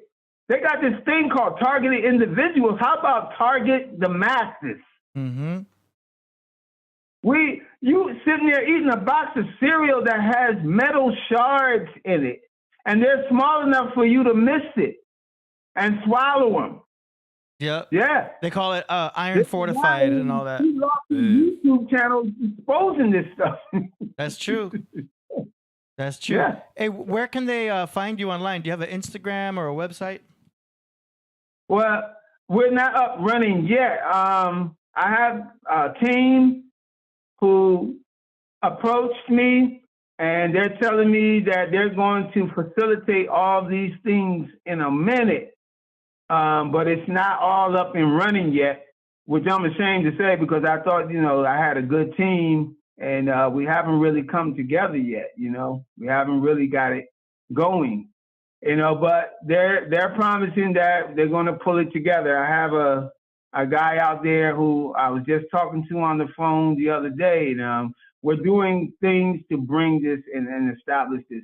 But I'm multiple subjects, man. I cover a range of topics. I noticed that. That's good. Yeah. That's good. I like your astrology insights also. Yeah. What name do you want to go by? I'm putting in the description right now. Okay, we have a name. It's called UMD. If they go to that site right now, there's nothing there. Okay, so UNB. It's called UMD, Universal Media Podcast. Oh, nice. Yeah. And are you going by Eric Van Banks or Malik? No, it's Eric Van Banks. Okay. It's Eric Van Banks. Got you. I'm just putting that in right now. Killah Priest, he knows my old name. Got you. Yeah. Oh, that's why. I was wondering. We got confused on the name. I know him by old names too, but we're not bringing that. He told us some of his Brother of Love. What is it? Water Love. Oh yeah, something like that. I know he got something going on. He got a lot of names. That's cool, man. Yeah, very good insight. Another powerful thing that I would like to mention in terms of self-healing. Oh, real quick. Yeah, and hold on, Eric. Real quick, because we want to move on to song promotions. Okay. Yes, sir. But just real quick, though. Real quick. You got it. Mm-hmm. Oh, no, you could go. Oh, okay. I know what you meant. Just real quick, because we want to move on to song promotion. Oh, I got you. Yeah. So, I was going to mention something that's really weird. It's going to come across as weird to people. It's called activated charcoal. And it's not as though the substance isn't out there. It's that it's not talked about. It's in GNC. It's also in Walgreens. It's also in CVS. And my only problem is that they sell it in such a small substance, like it's in the capsules. Mm-hmm. But it's good stuff. It's called activated charcoal. And to show you how important this is in America, it's a law. It's the law that if it's not on the ambulance, when the ambulance driver shows up, they can be fined or jailed. So the thing is that the activated charcoal is a very strange substance. Now, usually when you hear about charcoal, it's about a cookout, right? Mm-hmm. So bring the charcoal briquettes, you put them on the grill. And why are they such a powerful thing? Because you light the fire and the charcoal holds the fire. Now, isn't that strange? How something can hold fire, right? Mm-hmm. It's like a vacuum. Yeah. Because when you put the fire to it, it pulls it into itself like a black hole, right? Now, if you eat this stuff, it does the same exact thing. Wow. If you take activated charcoal in the powder form and you mix it with water and you drink it, it pulls all the contaminants in your body into itself and pulls it out of you and flushes it down the toilet when you go do your thing. Activated charcoal is a powerful gravity pulling machine. It will pull contaminants out of your bloodstream, out of your body. There was a man came to me and he said, will it help me? I think I'm poisoned. My doctor told me I'm poisoned. So he came over to me. I said, let me see your fingernail. Now, if you look at somebody's fingernail and you see a straight line going down, a vertical line going up and down the center of the fingernail, that means that there's poison in you. Wow. Now, it might not be lethal. You're still walking around, right? But that can, if it stopped early, you can prevent a lot of other things from having take place. And there's a lot of people who got that vertical line on their fingernail. Now, to give you a quick backup on this, there was a man who got bit by a snake. It was a poison snake. And lucky for him, somebody had the charcoal. They immediately mixed it with water and dumped it down his throat because he was agonizing. He was trying to live. But when they dumped it down his throat, the activated charcoal absorbed the snake poison in seconds. And the man lived. This is why it's against the law for ambulance drivers not to carry it. They have to carry it because it's the fastest remover of poison on earth known at this time. Wow. Activated charcoal. I challenge anyone to show me something faster because I want to know what else is available. I might not know. I'm open to knowing. Yeah. Nice. Activated charcoal. You can buy it online as well. Yeah. Very nice. We're going to end this segment with two super chats. One of them says, "Peace, Eric Van Banks, the knowledge enlightened," from SL Smith. And Fella B says, "We have the power to heal ourselves." Yep. Yes, we do. Yes, we do. Wow. All right. Yeah, yo, Eric, yo, you go deep, man. You go deep. You be killing it. I appreciate everything you said about my name. This is a lot of knowledge you just threw at us, and I hope everybody took something and learned from this. You know, that's very deep individual, and I appreciate that. I hope everybody can find you and can reach out whenever they get the chance to. Yes, sir. Yes, sir. We're gonna go into song promotion. You gonna stay around? I'll stay around, brother. All right. All right, let's do it. Hold on, let me pop this on here.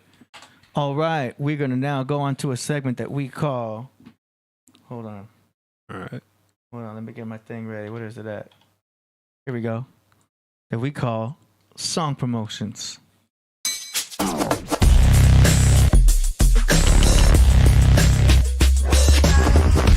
Song promotions. Yeah. Yeah. See, I got that running smooth. Yep. That was a challenge before. Yeah. Okay. Go ahead. Oh, Naj gonna come by? Oh, yeah. Knowledge, if you're watching, go ahead and join now. Yeah. Let's see. Oh, damn, we got some submissions already. All right. Okay. All right. Our first submission is right here from someone named. Hold on. Hitting refresh. Fella B. Hey, Fella B from Melbourne, Australia. All right. Some additional credits for this. One of Fella's first tracks in the year of 2002. Here we go. Name of the track is Fella Kicks 202. All right. And here we go.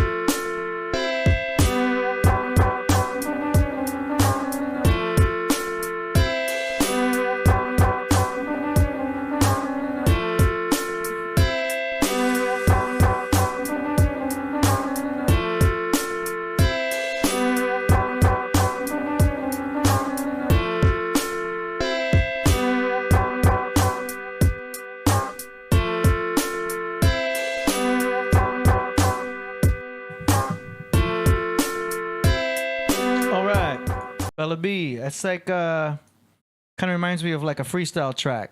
You know what I mean?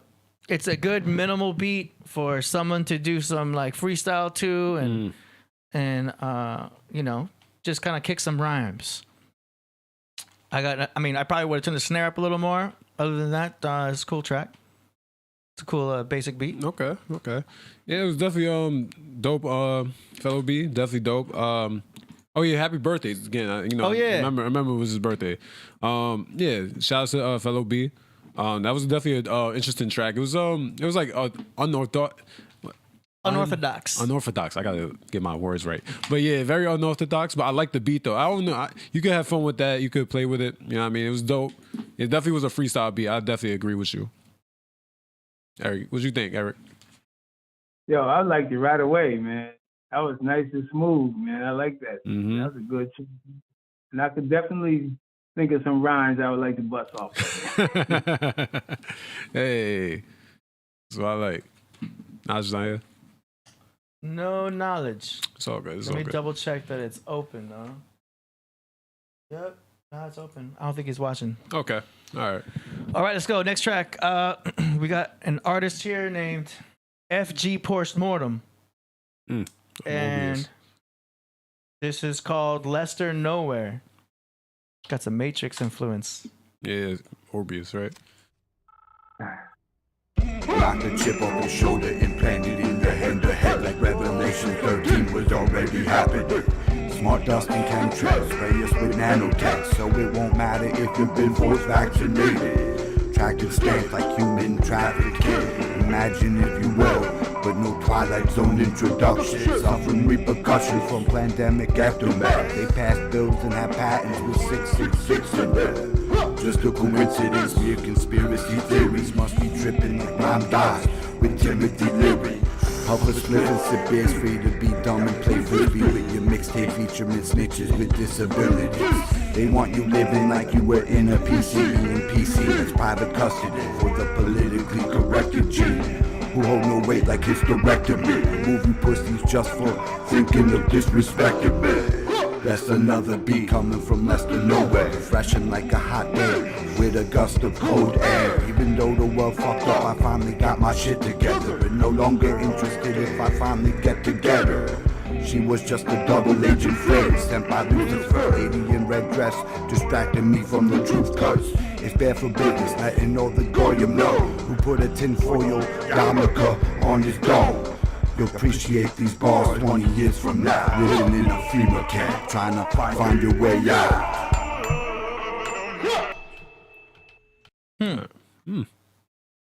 Okay. Hey, I like his energy. Mm-hmm. You know what I mean? As studio wise, I would say look into that compression plugin and try to compress those vocals a little more. You've got the main track; it's kind of coming low. If you compress it more, it'll bring it out, so it's a little bit more clear because you're kind of surfing right inside the track. It's kind of hard to hear your words distinctly. So I would compress it, get that compressor going. There's some tutorials on YouTube that'll teach you how to do it.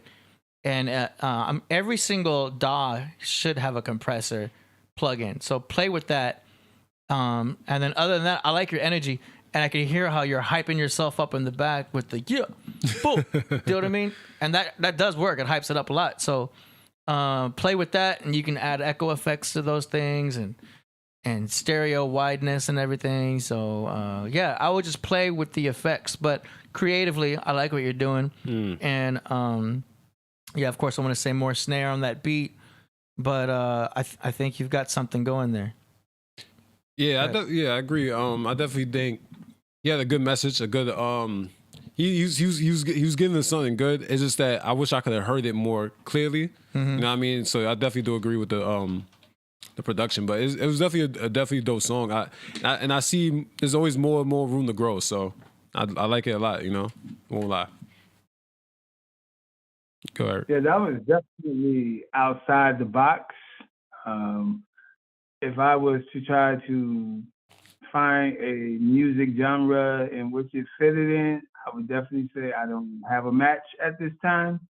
And it was definitely seems that he was trying to bring forth a message, a Mm-hmm. message to the of some kind. Yeah, but definitely, there's potential there.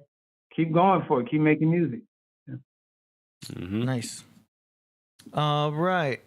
Let's see. Next now. We've got a submission from DJ Aurora Borealis Okay. and from the holy city of New York. And this is called El Shaddai, produced by Aurora Borealis.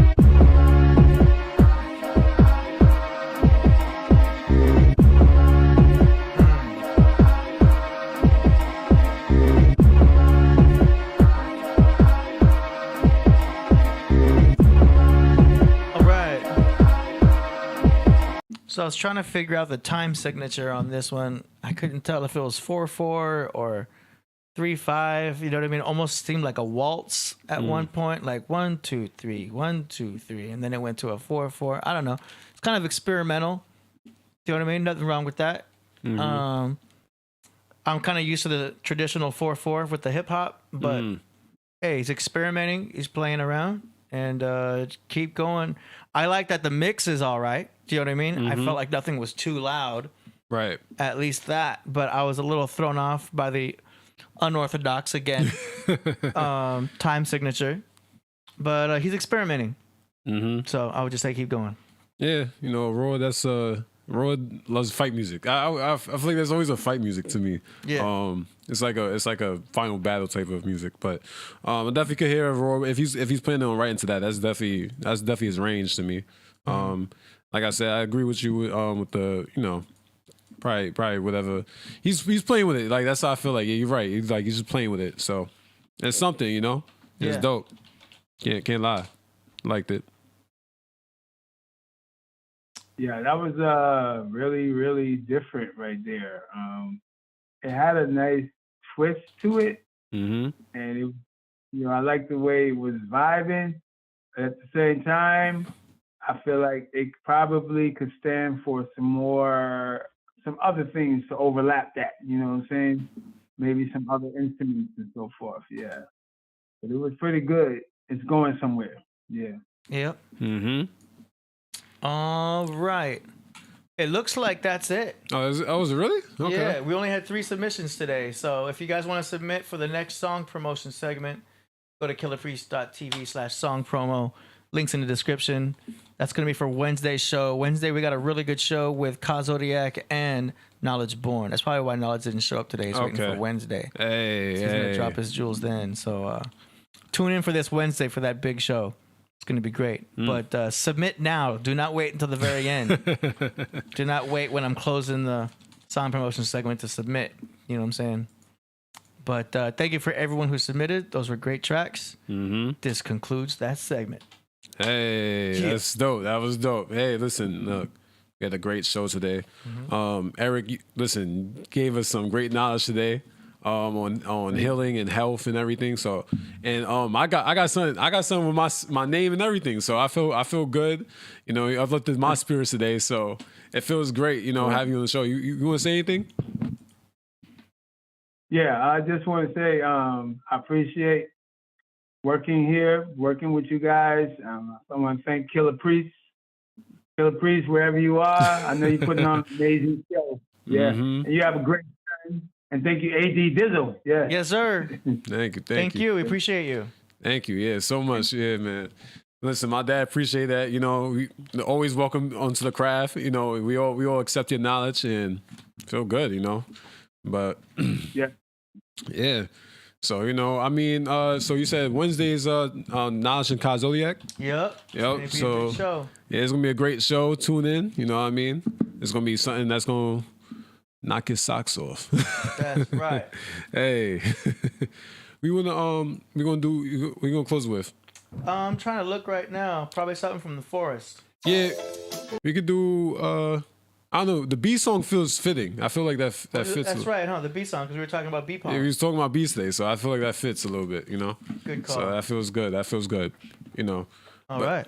But yeah, I hope y'all do well. I hope y'all feeling good. Yeah, we're gonna end it up for a moment. I gotta get out of here and do my business.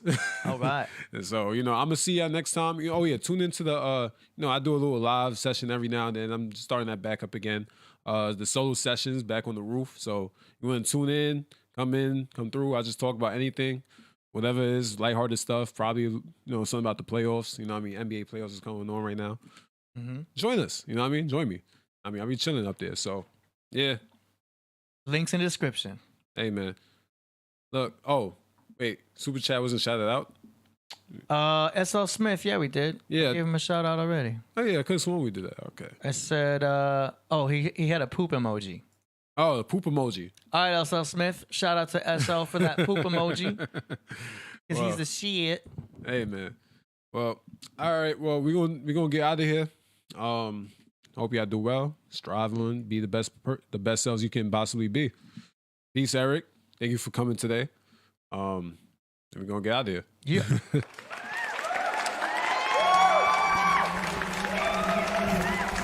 Hey. Long black eyes on both sides counting in the 5. In a tree above the ancient tribes with hives lived sisters that were all small in size. In the morning they would all rise and buzz above the buds, waiting for the opening of their love. Amongst the bushes and the tree shrubs. In Mexico, the old Mex would wait for them because they pollinate their cactus for the tequila. They were simply known as the healers. These small beings were winged and they had stingers to sting to protect the queen. They were responsible for peaches, oranges, and apples and nectarines. The color of their bodies were yellow and black. The rest were rings. The insect for kings. On a full moon on the right night when it's totally dark, the queen of the bees come out and talk with the wasp. We have all our ancient ancestors encased in amber. Great bees from the past that protect us from the bear and the badgers. They are the masters of the pastures. The wasp spoke off top. I scavenge from the bottom during autumn. While y'all fly above the garden looking for pollen, I see a problem, cause I search amongst the doom beneath the moon. While y'all eat that which bloom and blossom. Quiet, the possum. They tell me you have magic, royal jelly. Y'all really came up since y'all evolved from us. And y'all from the ants before y'all were ever was. The universe buzzed. We all can agree that the breed gave rise to the plants, and plants gave rise to the canopy, such as the banana tree, then different strands of weed. We are the bees. Since the larvae we were godly. Our colonies are responsible for spinach and collard greens. Y'all are solitary, the ants have an army. We have workers and servers and drones inside our comb, high above the Tassili stones and the pygmy homes, before people unknown, places where gypsies roam, encased inside a hexagon-shaped cone. The sweetest taste that man can't duplicate, it can't be recreated or grown. Before the flood separated countries, before Egypt had mummies, the bees made honey.